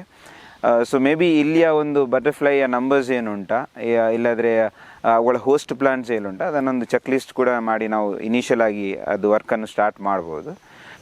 ಒಂದು 12 ವರ್ಷ ಹಿಂದೆ ಅಂತ ಕಾಣ್ತೇವೆ. ಈಗ ಕೃಷ್ಣ ಮೋಹನ್ ಅವರು ಬ್ಲಾಗಲ್ಲಿ ನೀಲಗಿರಿ ಮಾರ್ಟಿನ್ ಬಗ್ಗೆ ಹೇಳಿದಾಗ ಈ ಜಾಗಕ್ಕೆ ಬರಬೇಕು ಅಂಥೇಳಿ ಆ ಒಂದು ಆಲೋಚನೆ ಇತ್ತು. ಈ ಒಂದು ಅವಕಾಶ ಸಿಕ್ಕಿದೆ. ಅಲ್ಲಿಯ ಕಾರ್ಕಳ ಸುತ್ತಮುತ್ತ ಪಕ್ಷಿಗಳ ವೀಕ್ಷಣೆ ಅದು ನನ್ನ ಹವ್ಯಾಸ. ನನ್ನ ಮುಖ್ಯ ಇದು ಏನಂತ ಹೇಳಿದ್ರೆ, IT ಇಂಡಸ್ಟ್ರಿಯಲ್ಲಿ ಸಾಫ್ಟ್ವೇರ್ ಡೆವಲಪ್ಮೆಂಟಲ್ಲಿದ್ದೇನೆ. ನಮ್ಮ ರೀಜನಲ್ಲಿರುವಂಥ ಬೇರೆ ಬೇರೆ ಏನು ಡೀಪ್ ಸಿ ಇರ್ಬೋದು, ಅಥವಾ ನಮ್ಮ ಕೋಸ್ಟಲ್ ರೀಜನ್ ಇರ್ಬೋದು, ನಮ್ಮ ಒಳಗಿರುವಂಥ ಫಾರೆಸ್ಟ್, ವೆಸ್ಟರ್ನ್ ಘಾಟ್ಸ್, ಹೀಗೆ ಪ್ರತಿಯೊಂದು ಏರಿಯಾದಲ್ಲೂ ಕೂಡ ಹೋಗಿ ಪಕ್ಷಿಗಳ ವೀಕ್ಷಣೆ ಮಾಡಿ ಅಲ್ಲಿಯ ಏನೇನು ಸಿಗ್ತದೆ, ಪಕ್ಷಿ ಯಾವ ಟೈಮಲ್ಲಿ ಸಿಗ್ತದೆ ಅನ್ನುವಂಥದ್ದನ್ನು ನನ್ನ ಫ್ರೆಂಡ್ ಸರ್ಕಲ್ ಒಟ್ಟಿಗೆ ಹೋಗಿ ಅದನ್ನು ಮಾಡಿದ್ದೇನೆ. ಹಾಗೆ ಅಲ್ಲಿ ಕಾರ್ಕಳದಲ್ಲೇ ಪ್ರತಿ ವರ್ಷ ಮಕ್ಕಳಿಗೆ ಪಕ್ಷಿಗಳ ಬಗ್ಗೆ ಹೇಳಿಕೊಡುವಂಥದ್ದು, ಅಂದರೆ ಪಕ್ಷಿ ವೀಕ್ಷಣೆ ಹೋಗೋದು, ಹೀಗೆ ಅಂಥದ್ರಲ್ಲೆಲ್ಲ ಇನ್ವಾಲ್ವ್ ಆಗಿದ್ದೇನೆ. ಇದೊಂದು ಒಳ್ಳೆಯ ಜಾಗ. ಮೋಸ್ಟ್ಲಿ ನಾವು ಮುಂದೆ ಪಕ್ಷಿ ವೀಕ್ಷಣೆ ಮಕ್ಕಳಿಗೆ ಇಟ್ಕೊಂಡು ಕರ್ಕೊಂಡು ಬಂದು ಈ ಒಂದು ಜಾಗದ ಪಕ್ಷಿಗಳ ಪಾಪ್ಯುಲೇಷನ್ ಕೂಡ ಗೊತ್ತಾಗ್ತದೆ ಅಂತ ಹೇಳಲಿಕ್ಕೆ ಬಯಸ್ತೇನೆ. ನಾನು 3 ಸಬ್ಜೆಕ್ಟ್ಸ್ ನಾನು ಡೀಲ್ ಮಾಡ್ತೀನಿ. ಒಂದು ಹ್ಯೂಮನ್ ವೈಲ್ಡ್ ಲೈಫ್ ಇಂಟ್ರಾಕ್ಷನ್ಸು, ಎರಡನೇದು ವೈಲ್ಡ್ ಲೈಫ್ ಫಾರೆನ್ಸಿಕ್ಕು, ಮೂರನೇದು ಬಂದುಬಿಟ್ಟು ಡಿಸೀಸ್ ಎಕಾಲಜಿ, ನಮ್ಮ ವೆಟನರಿ ಸಂಬಂಧಪಟ್ಟಂಗೆ. ಬಟ್ ಇಲ್ಲಿನ ಪರಿಸರ ತಕ್ಕಂಗೆ ನಾನು ಫಸ್ಟು ಗುರುರಾಜ್ ಅವರ ಆರ್ಟಿಕಲ್ ಪ್ರಕರಣ ಬಂದಿತ್ತು, ಅವಾಗಿಂದ ಗೊತ್ತು ನನಗೆ. ಅಷ್ಟೇ ಆರ್ಟಿಕಲ್ ಮೂಲಕ ಕಪ್ಪೆದು. ಅದು ಬಿಟ್ಟರೆ ನನಗೆ ವೈಲ್ಡ್ ಲೈಫ್ ಫಾರೆನ್ಸಿಕ್ನ ಮೆಂಟರ್ ಮಾಡಿದಂತಹ ಕಾರ್ತಿಕ್ ಸರು ಸಹ ಕಪ್ಪೆ ಮೇಲೆ ತುಂಬ ವರ್ಕ್ ಮಾಡಿದ್ದಾರೆ, ಅವ್ರ ಸ್ಟೂಡೆಂಟ್ಸ್ ವರ್ಕ್ ಮಾಡಿದ್ದಾರೆ. ಸೊ ನನಗೆ ಗೊತ್ತಿರೋ ಇದರಲ್ಲಿ ಅಂದರೆ ಬಿ ಡಿ ಫಂಗಸ್ ಬಗ್ಗೆ ಯಾರೂ ಜಾಸ್ತಿ ವರ್ಕ್ ಮಾಡಿಲ್ಲ, ಎಕ್ಸೆಪ್ಟ್ ಗಾಯತ್ರಿ ಅಂತ ಒಬ್ಬರು ಅವರ ಸ್ಟೂಡೆಂಟ್ ವರ್ಕ್ ಮಾಡ್ತಾ ಇದ್ದಾರೆ, ಇನ್ನೂ ಅದು ಪಬ್ಲಿಷ್ ಆಗಿಲ್ಲ ಅದು. ಸೊ ಬಿ ಡಿ ಫಂಗಸ್ ಒಂದು ರಿಸರ್ಚ್ ಯಾರು ಬಂದರೆ ಇಲ್ಲಿ ಮಾಡ್ಬೋದು, ಇದೆಯೋ ಇಲ್ವೋ, sir will be right person to comment on that. Veterinary ಸಂಬಂಧಪಟ್ಟಾಗೆ ಬಿ ಡಿ ಫಂಗಸ್ ನಾವು ಕಾಯಿಲೆ ಬಗ್ಗೆ ಸ್ಟಡಿ ಮಾಡಲ್ಲ, ಓನ್ಲಿ ಮಾಸ್ ಮಾರ್ಟಿಲಿಟಿ ಆದಾಗ ಯಾಕೆ ಸಾಯ್ತವೆ ಅಂತ ನಾವು ನೋಡ್ತೀವಿ ಹೊರ್ತು ಒಂದು ಸ್ಯಾಂಪಲ್ ಸಾಮಾನ್ಯವಾಗಿ ನಂಗೆ ಅನ್ಸಿದೆ ಏನಂದರೆ ಕೇಳ್ಬೇಕಾರೆ ಕಪ್ಪೆ ಆಗಲಿ ಅಥವಾ ಆಂಫಿಬಿಯನ್ಸ್ ಬೇರೆ ಅಂತೀವಿ, least studied and least important also. ನಾವು ನಮ್ಮ 7th ನೋಡಿದ್ರೆ ಕಪ್ಪೆನ ಆರಾಮಾಗಿ ತಂದು ಕೊಯ್ತಾ ಇದ್ವಿ, means that are not required, ಒಂಥರ ಎಕ್ಸ್ಪೆರಿಮೆಂಟಲ್ ಅನಿಮಲ್ಸ್ ಥರ ಟ್ರೀಟ್ ಮಾಡ್ತಾ ಇದ್ವಿ ನಾವು ಅದನ್ನ.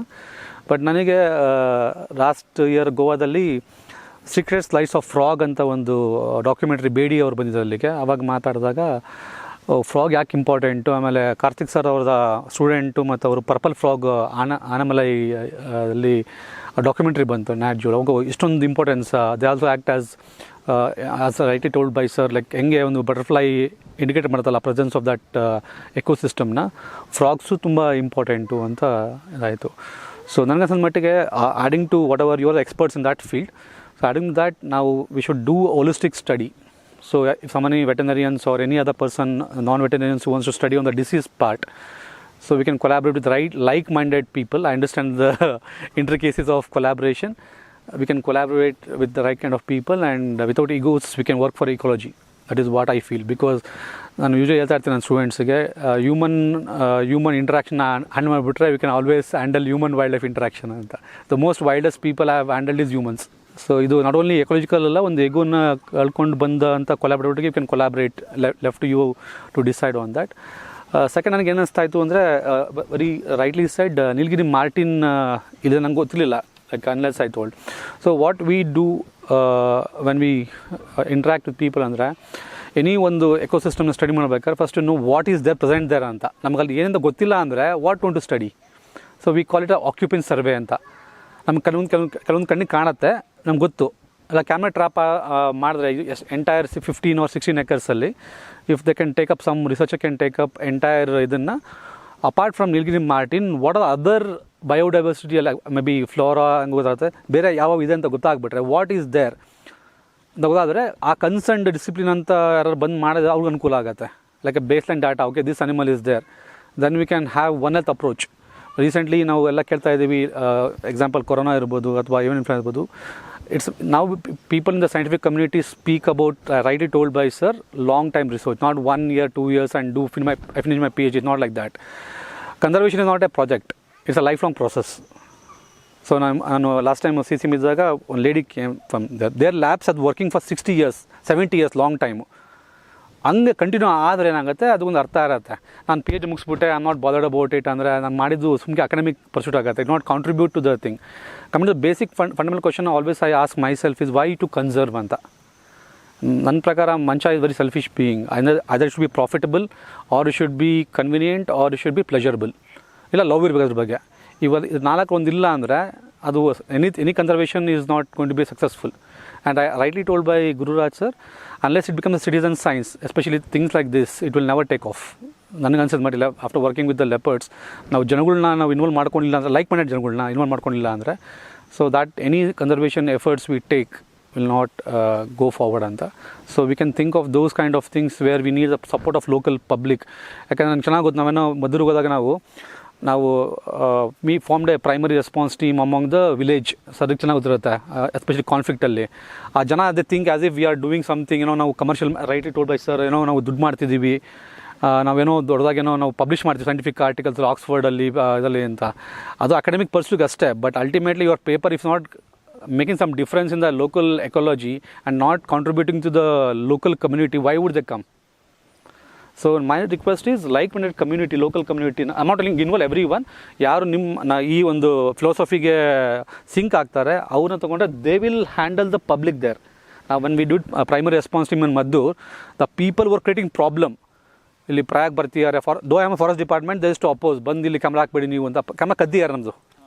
ನಾವೇನು ಮಾಡಿದ್ವಿ, ವಿ ಟೈಡ್, ಒಂದು ಭ್ರಮೆ ಇರುತ್ತೆ ಹಳ್ಳಿಯಲ್ಲಿ, ಮಂತ್ರ ಮಾಡ್ತಾರೆ ಅಂತ, ವಿ ಟೈಡ್ ನಿಂಬೆಹಣ್ಣು and thing, they didn't touch it. The moment we tied ನಿಂಬೆಹಣ್ಣು ಆ್ಯಂಡ್ ಆಲ್ ದ ಸ್ಟಫ್ ಪೂಜೆ ಮಾಡಿಸಿದ್ದಾರೆ ಅಂತ ಗೊತ್ತಾಗ್ಬಿಟ್ಟು ನಾವು ಪೂಜೆ ಮಾಡಿಸಿದ್ವಿ, ಕಳೆದೋದ್ರೆ ನಿಮ್ಗೆ ಏನಾಗುತ್ತೆ ಗೊತ್ತಿಲ್ಲ ನಮಗೆ. So you create that kind of psychology. And how we conserve is you see, ನಾವು ಲೆಪರ್ಡ್ನ ಕಿಲ್ ಮಾಡ್ತಾರೆ, ನಾವು ಟೈಗರ್ನ ಕಿಲ್ ಮಾಡ್ತಾರೆ, ಆನೆನ ಕಿಲ್ ಮಾಡ್ತಾರೆ, ಅದು ರೈಟ್ಲಿ ಟೋಲ್ಡ್ ಬೈ ಸರ್. ಯಾಕೆಂದರೆ ಮೊದಲು ಒಂದು ಕಾಲದಲ್ಲಿ ಆ ವನ್ಯಜೀವಿ ಹೋಯ್ತು ಅಂದರೆ ದೇವ್ರ ವಾಹನ, ಗಣೇಶ ಆಗಿರ್ಬೋದು ಅಥವಾ ಟೈಗರ್ ಆಗಿರ್ಬೋದು, ಎಲ್ಲ ಒಂದು ದೇವ್ರಿಗೆ ವಾಹನ, ಅಲ್ಲಿ ಅದನ್ನು ಬೆಳೆ ತಿನ್ನಿದ್ರೆ ನಮ್ಮ ಜಮೀನಿಗೆ ಆನೆ ಬಂತ ಕೈ ಮುಗ್ದು ಹೋಗ್ಲಿ ಪರವಾಗಿಲ್ಲ, ಜಾಸ್ತಿ ಬರುತ್ತೆ ಅಂತ ಥಿಂಕ್ ಮಾಡೋರು. ಈಗೇನು ಅಂದರೆ ಇಟ್ ಬಿಕಮ್ ಕಮರ್ಷಿಯಲ್. ಒಂದು ಆನೆ ಬಂದು ತಿಂದಿದ್ರೆ ಆನೆನೇ ಸಾಯಿಸ್ತಾರೆ, ಟೈಗರ್ನೇ ಸಾಯಿಸ್ತಾರೆ. So we should make the local people realise what is the importance of this area. Nilgiri marten ಇದೆ, ಸುಮಾರು ಪ್ರಭೇದ ಆಫ್ ಫ್ರಾಕ್ಸ್ ಇದೆ. So unless they are beneficial. Last ಒಂದು ಎಕ್ಸ್ಪೀರಿಯನ್ಸ್ ಶೇರ್ ಮಾಡ್ತೀನಿ. ರೀಸೆಂಟ್ಲಿ ಅದನ್ನು ಕೊಕ್ರೆಬೆಳ್ಳೂರು ಕಮ್ಯುನಿಟಿ ರಿಸರ್ವ್. ಮೊದಲು ಹಿಸ್ಟ್ರಿ ತೆಗೆದು ನೋಡಿದ್ರೆ ನೀವು, ಕೊಕ್ರೆಬೆಳ್ಳೂರಲ್ಲಿ ಆ ಕೊಕ್ರೆಗಳು ಬಂದಾಗ ಅದ್ರದ್ದು ಫೀಸಿಸ್ತು ಎಷ್ಟು ಯೂಸ್ ಆ್ಯಂಡ್ ಮ್ಯಾನ್ಯೂರ್ ಅಂತೆ. ಹಂಗಾಗಿ ಹಳೆ ಕಾಲದವರು ಅದನ್ನು ಕನ್ಸರ್ವ್ ಮಾಡೋರು. ಮನೆಯಲ್ಲಿ ಬಂದಾಗ ಬುದ್ಧಿಮುಖ ಕೂರೋದು, ಅದನ್ನು ಅವರು ಮ್ಯೂಚುವಲ್ ಸಿಂಬಯೋಟಿಕ್ ರಿಲೇಷನ್ಶಿಪ್ ಇತ್ತು. ಆವಾಗ ಪಬ್ಲಿಕ್ ಸಪೋರ್ಟ್ ಮಾಡೋರು. ಏನಾಗಿದೆ, ಸಿಂಥೆಟಿಕ್ ಗೊಬ್ಬರ ಬಂದು ಅದು ಬೇಕಾಗಿಲ್ಲ ಅವರಿಗೆ. So the same thing which was a pleasurable bonding is become a painful for them. Clean ಮಾಡಬೇಕು, ಅಗತ್ಯ ಇಲ್ಲ. So if it's a win situation between anything, rightly told by sir, forest department ಆಗ್ಬೋದು, district administration ಆಗ್ಬೋದು, ಅಥವಾ all the stakeholders, if they all the come and the feel there is a not in the amount profit, but there is pleasurable, convenient, and it will help us to conserve our own life. Seeing that dark fantasy coming here. So allige nitra saaku bere sir, no commercial activity should not be allowed for this one. I completely agree with. Let's keep this space pure the way it is. ನಾವೇನು ಕೊಡೋದು ಬೇಡ, ಪ್ರಕೃತಿಗೆ ಏನಿದೆಯಲ್ಲ ಅದನ್ನು ಕಾಪಾಡ್ಕೊಳೋದು, rightly told by sir, ಮಾಡಿಬಿಟ್ರೆ I think the very purpose of what sir and doctor had envisioned 15 years back, that will be reality. And from veterinary science, any help is from my side or more my students, you feel I do with these three kind of thing, I'm happy to do free of cost. I've been doing it for other states also, Goa, I think. Any forensic work, any dog, any frog dies, if you want to know why the frog has died, send the samples to our college. I will collaborate with my team of students and my colleagues. We can get it done. We can know exactly the reason, or we can attempt why the reason of the dog, the frog or any animal has died. This much I can do, and let it come officially, because you know very well some are schedule 1. I don't know which are schedule 1 on this one. So proper channel bandru andre, I from my government side, I will make sure that the samples are processed, and we'll come to understanding why they're dying. Right now in Kokrabellur, the people don't know why they're dying. They're telling dying because of roundworms. I do not agree, because you see roundworms in normal birds also, and from the birds which are falling. So frogs agli, any animals agli, nanna veterinary kadayinda whatever help you need, because I consider this on my family, you're most welcome. We'll do it free of cost, since you're doing free of cost. Thank you. 20-25 ವರ್ಷದಿಂದ ಪಶ್ಚಿಮ ಘಟ್ಟದೊಳಗೆ ಇದ್ದೀನಿ. ಕೆಲವು time ಒಂದೊಂದು ವಾರ ಇರ್ತಿದ್ದೆ. ಈಗ ಒಂದು ಸ್ವಲ್ಪ ಬಿಟ್ಟಿದ್ದೀನಿ. ಈಗೆಲ್ಲ ಒಂದೊಂದು ಸರಿ ಹೋದರೆ ನನಗೆ ಪ್ರತಿಯೊಂದರ ಮೇಲೆ ಇಂಟ್ರೆಸ್ಟ್ ಉಂಟು. ಒಂದು ಸಣ್ಣ ಇನ್ಸೆಕ್ಟಿಂದ ಆನೆವರೆಗೂ. ಈಗ ಸದ್ಯಕ್ಕೆ ಆನೆ ಹಿಂದೆ ಬಿದ್ದಿದ್ದೀನಿ. ಅದರಲ್ಲೂ ಇರುವೆಗಳ ಬಗ್ಗೆ ನಂಗೆ ಇರುವೆ ಮತ್ತು ಕಪ್ಪೆಗಳ ಬಗ್ಗೆ. ಈ ಹಿಂದೆ ನಂಗೆ ಸುಮಾರು ಕಪ್ಪೆ ಸಿಕ್ಕಿದ್ದು. ನಾನೊಂದು ಕಪ್ಪೆನ, ಅದು ಯಾವ ಕಪ್ಪೆ ಅಂದರೆ ಅದ್ರ ಮೇಲೆಲ್ಲ ಹುಲಿದು ಪಟ್ಟೆ ಇದ್ದಂಗಿತ್ತು. ಸಣ್ಣ ಕಪ್ಪೆ ನನಗೆ ಸಿಕ್ಕಿತ್ತು. ಅಂದರೆ ಈ ಭೂಮಿಗೆ ಇಲ್ಲಿ ನಾವು ಕೂತಿರೋದು ಒಂದು 2000 ಅಡಿ ಇರ್ಬೋದು ಸಮುದ್ರ ಮಟ್ಟದಿಂದ. ನಾವಿರೋದು 3000 ಅಡಿ, 3500 ಅಡಿ. ಅಲ್ಲಿಗೆ ಇಲ್ಲಿಗೆ ಕಪ್ಪೆಗಳದ್ದು ವ್ಯತ್ಯಾಸ ಇದೆ ಅಲ್ವಾ. ನಂಗೊಂದು ಕಪ್ಪೆ ಸಿಕ್ಕಿತ್ತು. ಆಮೇಲೆ ನಾನು ಒಂದು 50 ಪೈಸೆ ಕಾಯಿನ ಮೇಲೆ ಕೂರಿಸಿ, ಯಾಕೆಂದರೆ ಅದು ಎಷ್ಟು ಸಣ್ಣದೊಂದು ಗೊತ್ತಾಗಬೇಕಲ್ಲ, ಫೋಟೋ ತೆಗೆದು ಇನ್ನೊಂದು ಟ್ರಾನ್ಸ್ಪರೆಂಟ್ ಕಪ್ಪೆ ಸಿಕ್ಕಿತ್ತು, ಗೋಲ್ಡನ್ ಕಲರ್ದು. ಅದು ಕಾಡ್ಮನೆ ಎಸ್ಟೇಟಲ್ಲಿ. ಅದು ಆ ಜಾಗ ನಂಗೆ ಗೊತ್ತು. ನಿಮ್ಗೆ ಏನಾದರೆ ಹೋಗೋಣ ಬೇಕಾದರೆ. ಅವನ್ನೆಲ್ಲ ಹಿಡ್ಕೊಂಡು ಹೋಗಿ ಫೋಟೋ ಎಲ್ಲ ತಕ್ಕೊಂಡು ಹೋಗಿ ನಾನು ಹಾಸನಕ್ಕೆ ಹೋಗಿ ಇಡೀ ಟಿ ವಿ ಎಲ್ಲ ಕರೆದು, ಎಲ್ಲ ಪೇಪರ್ ಕರೆದು, ದಯವಿಟ್ಟು ಈ ಕಪ್ಪೆ ಯಾರು ಗುರುತಿಸಿ, ನನಗೆ ಇವು ಯಾವ ಗೊತ್ತಿಲ್ಲ, ಇದ್ರ ಹೆಸರುಗಳು ಗೊತ್ತಿಲ್ಲ, ಇಲ್ಲ ಇದೇ ಫಸ್ಟ್ ಕಂಡುಹಿಡ್ದಿರೋದು, ಇಲ್ಲ ಮೊದಲೇ ಯಾರು ಕಂಡುಹಿಡ್ದಿದ್ರು ಅಂತ ಕೊಟ್ಟೆ. ಯಾರು ಅದು ಏನು ಸುದ್ದಿ ಬರಲಿಲ್ಲ. ಎಲ್ಲ ಪೇಪರಲ್ಲಿ ಬಂತು, ಟಿ ವಿಯಲ್ಲಿ ಬಂತು. ನನಗೊಂದು ವೇದಿಕೆ ಇರಲಿಲ್ಲ. ನಂಗೆ ಇಲ್ಲಿಗೆ ಬಂದಿದ್ದು ಎಷ್ಟು ಒಳ್ಳೆಯದಾಯಿತು ಅಂದರೆ, ಇದು 10 ವರ್ಷದ ಹಿಂದೆ ನಂಗೆ ಸಿಕ್ಬೇಕಿತ್ತು. ನೀವೆಲ್ಲ ಪರಿಚಯ ಆಗಬೇಕಿತ್ತು. ನಾನು ನಿಮ್ಮ ಜೊತೆ ಸೇರ್ಕೊಂತಿದ್ದೆ. ನೀವು ನಮ್ಮಲ್ಲಿ ಬನ್ನಿ. ನಮ್ಮದೆಲ್ಲ 3500 ಅಡಿ ಹೈಟಿನ ಜಾಗ, ಚಳಿ ಜಾಗ. ಇದು ಸೆಕೆ ನೋಡಿ ನಮ್ಗೆ ಬೆವರು ಬರ್ತಾ ಉಂಟು. ನಾವು ಅಲ್ಲಿ ಸಾಮಾನ್ಯವಾಗಿ ಎತ್ತರದಲ್ಲಿದ್ದಾರಲ್ಲ. ಆಮೇಲೆ ಇರುವೆಗಳ ಬಗ್ಗೆನೂ ನಂಗೆ ಭಾರಿ ಇಂಟ್ರೆಸ್ಟ್ ಇತ್ತು. ಇಲ್ಲಿ ಇರುವೆಗಳು ಸುಮಾರು ಥರ ಇರುವೆಗಳಿವೆ. ಅದರಲ್ಲಿ ಒಂದು ಇರುವೆಗಳು ನಮ್ಮಲ್ಲಿ ಚಗಳಿ ಅಂತೀವಿ. ಅದ್ರ ಚಟ್ನಿ ಮಾಡಿ ನಮ್ಮ ಪೂರ್ವಿಕರಲ್ಲಿ ತಿಂತಿದ್ರು, ನಾವು ತಿಂತಿದ್ದು. ಈಗ ಮೊನ್ನೆ ದೊಡ್ಡ ಸುದ್ದಿ ಆಯಿತು, ಕೊರೋನಾಕ್ಕೆ ಚಗಳಿ ಔಷಧಿ ಅಂತ. ನಮ್ಮ ಹಾನ್ಬಾಳ್ ಹೋಬಳಿ ಮೂಡಿಗೆರೆ ತಾಲೂಕಲ್ಲಿ ಮಾತ್ರ ಜಾಸ್ತಿ ತಿನ್ನೋದು. ಮತ್ತು ಅಲ್ಲಿ ಸಿದ್ಧಿ ಜನಾಂಗದವ್ರು ತಿಂತಾರಂತೆ ಕರ್ನಾಟಕದಲ್ಲಿ. ಒಟ್ಟಾರೆ ಒರಿಸ್ಸಾ ಅಲ್ಲಿ ಇಲ್ಲಿ ಅಲ್ಲೆಲ್ಲೋ ತಿಂತಾರೆ, ಛತ್ತೀಸ್ಗಢದಲ್ಲಿ ತಿಂತಾರೆ. ಆ ಇರುವೆಗಳು ನಾನೊಂದು ಹೊಸ ತೋಟ ಮಾಡಿದೆ, ಅಲ್ಲೊಂದು ಕೂರಕ್ಕೊಂದು ಜಾಗ ಇತ್ತು, ಅದನ್ನ ಅವೇ ಮೊದಲೇ ಆಕ್ರಮಿಸ್ಕೊಬಿಟ್ಟಿದ್ದು. ಅವ್ರದ್ದೇ ಜಾಗ ಅಲ್ಲ, ಏನಾರು ಮಾಡಿ ಇಲ್ಲಿ ಕೂರ್ಬೇಕಲ್ಲ ಅಂತ. ಅಲ್ಲಿ ಕೂತ್ರೆ ನಂಗೆ ಇಡೀ ತೋಟ ಎಲ್ಲ ಕಾಣ್ತಿತ್ತು. ನಾನು ಕೂತ್ರೆ ನನಗೆ ಬಂದು ಸಿಕ್ಕಾಪಟ್ಟೆ ಕಚ್ಚೋದು. ಅವೇನು ಮಾಡ್ತವೆ, ಹಿಂಗೆ ಕಚ್ಚಿ ಬಾಯಿಂದ ಒಂದು ಆ್ಯಸಿಡ್ ಬಿಟ್ಬಿಡ್ತವೆ. ಎಂಥ ಉರಿ ಅಂದರೆ ಕೆಲವರಿಗೆ ಅಲರ್ಜಿ ಆಗಿ ಚರ್ಮನೇ ಸುಟ್ಟೋಗ್ತದೆ. ಎಂತ ಮಾಡೋದು ಅಂತ ಒಂದು ದಿವಸ ಸುಮ್ಮನೆ ಉಗಿದೆ. ಉಗಿದ ಮೇಲೆ ಉಗುಳು ತಿನ್ನೋಕ್ಕೆ ಶುರು ಮಾಡಿದ್ದು. ಆಮೇಲೆ ಬಬ್ಬಲ್ ಗಮ್ ತಂದು ಒಗೆದು ಉಗಿಯೋಕ್ಕೆ ಶುರು ಮಾಡಿದೆ. ಲಾಸ್ಟಿಗೆ ಏನು ಮಾಡಿದ್ವು ಅಂದರೆ, ನಾನು ಬರೋದೇ ಕಾಯ್ತಾ ಕೂರ್ತಿದ್ದು. ನಾನು ಕೂರೋ ಜಾಗ ಸುಮ್ಮನೆ ಅದು. ನಾನು ಸುಮ್ಮನೆ ಹಿಂಗೆ ಬೆರಳು ಇಡ್ತಿದ್ದೆ ಕಚ್ಚಲಿ ಅಂತ, ಕಚ್ಚಿರಲಿಲ್ಲ. ಆಮೇಲೆ ಅನ್ನಿಸ್ತು, ಇವುಗಳು ಅದರಲ್ಲಿ ಇಲ್ಲಿ ನಮ್ಮಲ್ಲಿ ಈ ಎಲೆಗಳಿಗೆಲ್ಲ ಒಂದು ರೋಗ ಬರ್ತದಲ್ಲ, ಮಿಲಿಬಗ್. ಆಮೇಲೆ ನಾನು ಒಂದಿಷ್ಟು ತೋಟಕ್ಕೆ ಹೋದೆ, ನಾನು ಗಿಡ ಮುಟ್ಟಕ್ಕೆ ಬಿಡಲಿಲ್ಲ. ಇವು ಹಿಂಗೆ ಬರ್ತಿದ್ದವು. ಯಾಕೆ ಅಂತ ನೋಡ್ತೀನಿ, ಈ ಮಿಲಿಬಗ್ಗಳಲ್ಲಿ ಒಂದು ಹುಳ ಇರ್ತದೆ. ಆ ಹುಳ ತಂದು ಬಿಟ್ಟು ಆ ಹುಳ ಒಂಥರ ವಿಸರ್ಜನೆ ಮಾಡ್ತದೆ. ಒಂದು ಸ್ವೀಟ್ ಇದೆ, ನಾನು ಅದರ ರುಚಿನೂ ನೋಡಿದೆ, ಒಳ್ಳೆ ಸಕ್ರೇಟ್ ಸ್ವೀಟು. ಅದನ್ನ ಕಾಯಕ್ಕಾಗಿ ಇವುಗಳು ನನ್ನ ಕಾಫಿ ಗಿಡ ಮುಟ್ಟಕ್ಕೆ ಬಿಡ್ತಿರ್ಲಿಲ್ಲ. ಆಮೇಲೆ ಇದು ಕತೆ ಅಂತ ಹೀಗೆ ಸಣ್ಣ ಮಾಡೋದು, ನನ್ನ ಪಾಡಿಗೆ ಮಾಡೋದು. ಒಂದೊಂದು ಸತಿ ನಮ್ಮ ಜನತಾ ಮಾಧ್ಯಮ ಪೇಪರಿಗೆ ಬರೆಯೋದು ಅಷ್ಟೇ ಇದ್ದೆ. ಅದರಲ್ಲಿ ಇನ್ನೂ ಇರುವೆಗಳಿದ್ದಾವೆ ನೋಡಿ, ಒಂದು ಜಾತಿ ಇರುವೆಗಳಿದ್ದಾವೆ, ಬರೀ ಮಾಂಸಾಹಾರಿ ಇರುವೆಗಳು. ಒಂದು ರಾಶಿ ಬಂದು ಮನೆ ಒಳಗೆಲ್ಲ ದಾಳಿ ಮಾಡ್ತವೆ. ಮಳೆ ಹಿಡಿಯೋಕ್ಕಿಂತ ಮೊದಲು ಇಲ್ಲ ಮಳೆ ಬರೋ ಮುನ್ಸೂಚನೆ ಕೊಡ್ತಾವೆ. ರೋಡಿಗೆ ಅಡ್ಡ ಸಾಲು ಕಟ್ಟಿರೆ ನಾವು ಮಳೆ ಬರ್ತದೆ ಅಂತ ರೆಡಿಯಾಗಿಬಿಡ್ತೀವಿ. ನಾವೇನು ಮಾತಾಡ್ತೀವಿ ಹಳ್ಳಿಯಲ್ಲೆಲ್ಲ, ಇರುವೆ ಸಾಲು ಕಟ್ತಿದ್ದಾವೆ, ಇನ್ನು 2-3 ದಿವಸದಲ್ಲಿ ಮಳೆ ಅಂತ. 3 ದಿವಸದಲ್ಲಿ ಮಳೆ ಗ್ಯಾರಂಟಿ. ಅಲ್ಲಿ ನಮ್ಮ ಇದರಲ್ಲಿ ಗೂಗಲಲ್ಲೆಲ್ಲ ಇದು ಬರೋಕ್ಕಿಂತ ಮೊದಲು, ಮಳೆ ಬರ್ತದೆ ಅಂತ ಬರೋಕ್ಕಿಂತ ಮೊದಲು 2 ದಿವಸ ಮೊದಲು ನಮ್ಗೆ ಇಲ್ಲಿ ಗೊತ್ತಾಗಿ ಹೋಗಿರ್ತದೆ. ಆ ಇರುವೆಗಳು ಮನೆ ಒಳಗೆ ಸಿಕ್ಕಾಪಟ್ಟೆ ದಾಳಿ ಮಾಡ್ತಿದ್ದು. ನಾನು ಮನೆ ಸುತ್ತ ಏನು ಇದು ಮಾಡಿಲ್ಲ, ಎಲ್ಲ ಗಿಡ ಮರ ಎಲ್ಲ ಇದೆ. ಆಮೇಲೆ ಅವು ಆಮೇಲೆ ಏನು ಮಾಡಿದೆ, ಅಕ್ಕಿ ಹಾಕ್ಕೊಡ್ತಿದ್ದೆ. ಅಕ್ಕಿ ತಿಂದರೆ ಅಕ್ಕಿಗಾಗಿ ಬಂದವೆ, ಇನ್ನು ಮಳೆ ಬರ್ತದೆ ಸದ್ಯದಲ್ಲಿ, ಇಲ್ಲ ಸಿಕ್ಕಾಪಟ್ಟೆ ಇಬ್ನಿ ಸುರಿಬೋದು ಅನ್ನೋ ಮುನ್ಸೂಚನೆ. ಅವಕ್ಕೆ ಆಹಾರ ಇದು ಮಾಡೋದು. ಒಂದೊಂದು ಸತಿ ಅಕ್ಕಿ ತಿನ್ನೋದಿಲ್ಲ, ಅವಾಗ ಅವಕ್ಕೆ ಬೇಕಾಗಿದ್ದು ನಂದು ಒಳ್ಳೆಣ್ಣೆ. ನಾನು ಎಣ್ಣೆನೇ ಒಂದು ಸ್ವಲ್ಪ ಇದರಲ್ಲಿ ಬಾಣಲೆಲ್ಲ ಕುದಿಸಿ ಒಗ್ಗರಣೆ ಥರ ಮಾಡಿ ಅಲ್ಲೊಂದು ಕಡೆ ಹುಯ್ತಿದ್ದೆ. ಒಯ್ಯಕ್ಕೊಂದು ಜಾಗ ಮಾಡಿದ್ದೀನಿ. ಬಾಂದು ಕೊಡ್ದು 3-4 ದಿವಸ ಈ ಸರಾಪ್ ಕುಡಿದು ನಮ್ಮಲ್ಲಿ ದಾರಿಯಲ್ಲಿ ಬಿದ್ದಿರ್ತಾರಲ್ಲ, ಹಿಂಗೆ ಬಿದ್ದಿರ್ತವೆ. ಆಮೇಲೆ ಎಣ್ಣೆ ಕುಡಿದ್ರೆ ಬಹುಶಃ ಅವ್ಕೆ ತಲೆಗೆ ಇರ್ಬೋದು. 3-4 ದಿವಸದ ಮೇಲೆ ಆಮೇಲೆ ಎದ್ದು ಹೋಗ್ತವೆ. ಅದೆಲ್ಲ ಸುಮ್ಮನೆ ನಮ್ಮ ಪಾಡಿಗೆ ನಾನು ಸ್ಟಡಿ ಮಾಡೋದು, ನಾನು ಬಿಡೋದು. ಈಗ ನಾನು ಜಾಸ್ತಿ ಆನೆ ಹಿಂದೆ ಬಿದ್ದಿದ್ದೀನಿ. ನಮ್ಮಲ್ಲಿ ಒಂದು 40-50 ಆನೆ ಇದ್ದಾವೆ. ಬ್ರಿಟಿಷರು ಬರೋಕ್ಕಿಂತ ಮೊದಲು, ಇಲ್ಲ ಬ್ರಿಟಿಷರು ಬಂದು ಇತ್ತೀಚೆಗೆ ತೋಟ ಮಾಡಿದವರು ಇದ್ದಾರೆ. ಇವ್ರ ಎಸ್ಟೇಟ್ಗಳೆಲ್ಲ ಬ್ರಿಟಿಷರು ಮಾಡಿದ್ದು 150 ವರ್ಷ ಆಗಿರ್ಬೋದು. ಇತ್ತೀಚೆಗೆ ಮಾಡಿದ್ದಾರೆ ಅದರ ಲೋಕಲ್, ಅವೆಲ್ಲ 30-20 ವರ್ಷದ ಹಿಂದೆ ಮಾಡಿದ್ವು. ಅವೆಲ್ಲ ಆನೆಗಳ ಕಾರಿಡಾರ್. ಅದು ಆನೆಗಳು ಮರಿ ಹೊಟ್ಟೆ ಒಳಗೆ ಇದ್ದಾಗಲೇ ಅವಕ್ಕೆ ಆ ಕಾರಿಡಾರ್ ಅಂತೂ ಇದು ಬರುತ್ತಂತೆ. ಬಹುಶಃ ನಮ್ಮ ಮಹಾಭಾರತದಲ್ಲಿ ಒಂದು ಇದು ಬರ್ತದಲ್ಲ, ಅಭಿಮನ್ಯು, ಆ ಚಕ್ರವ್ಯೂಹದ ಬಗ್ಗೆ, ಆ ಥರ.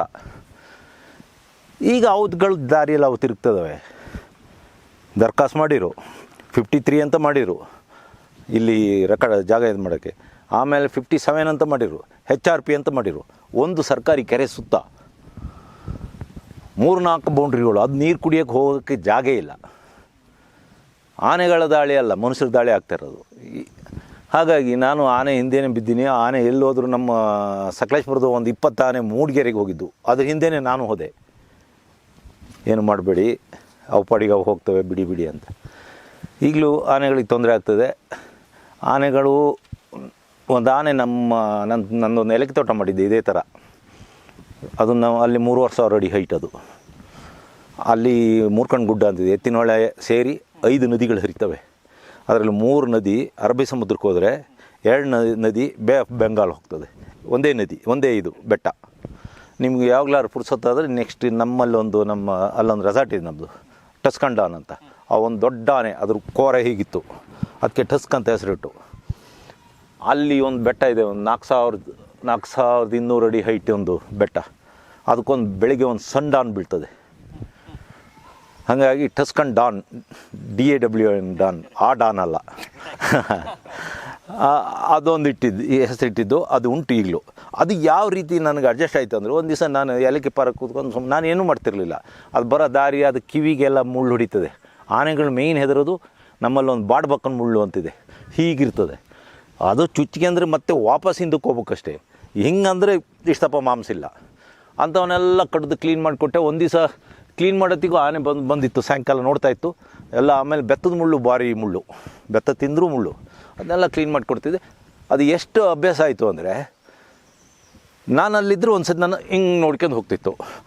ಆಮೇಲೆ ಒಂದು ದಿವಸ ನಾನು ಬೆಂಕಿ ಕಾಸ್ತಾ ಕೂತೀನಿ, ಇಂಥ ಇದೇ ಥರ ಕಾಡಲ್ಲ, ಏಲಕ್ಕಿ ಯಾರು ಕದಿಬೋದು ಅಂದರೆ ಏಲಕ್ಕಿಗೆ ರೇಟ್ ಇತ್ತು ಅವಾಗ, 500 ರೂಪಾಯಿ ಎಲ್ಲ ಇತ್ತು kg. ನನ್ನ ಪಕ್ಕಕ್ಕೆ ಬಂದು ಆನೆ ನಿಂತಿರೋದು ಗೊತ್ತೇ ಇಲ್ಲ 12 ಗಂಟೆಯಲ್ಲಿ. ಇಷ್ಟು ದೂರಕ್ಕೆ ಬಂದು ಅನ್ನ ನೋಡ್ತಾಯಿದ್ದೆ. ನಾನು ಬೆಂಕಿ ಹಿಂಗೆ ಚುಚ್ಚಿದೆ, ಬೆಂಕಿ ಜೋರಾಗಿ ಹೊತ್ತಲ್ಲ, ತಿರುಗಿ ನೋಡ್ತೀನಿ ಆನೆ ನಿಂತಿದೆ. ಸಾಯಿಸೋದಾದ್ರೆ ಇಷ್ಟೊತ್ತಿಗೆ ಸಾಯಿಸ್ತಿತ್ತಲ್ಲ ಅಂತೇಳಿ ನಾನು ಅಲ್ಲಿ ನಂದೊಂದು ಹುಲ್ಲಿನ ಮನೆ ಇತ್ತು, ಅದರೊಳಗೆ ಹೋಗಿ ಕೂತ್ಕೊಂಡೆ. ಹೀಗೆ ಆನೆಗಳು ಎಲ್ಲವೂ ಮನುಷ್ಯರಿಗೆ ಹೊಂದ್ಕೊಳ್ತವೆ. ನಾವೇನಾರ ಮಾಡಿದರೆ ಅವು ಏನಾರ ಮಾಡ್ತವೆ. ಆದರೆ ಈಗ ನೀವು ಸಿಕ್ಕಿದ್ದು ನಂಗೆ ಒಳ್ಳೆಯದು. ನನಗೆ ಕಪ್ಪೆಗಳ ಬಗ್ಗೆ ಭಾರಿ ಇಂಟ್ರೆಸ್ಟು.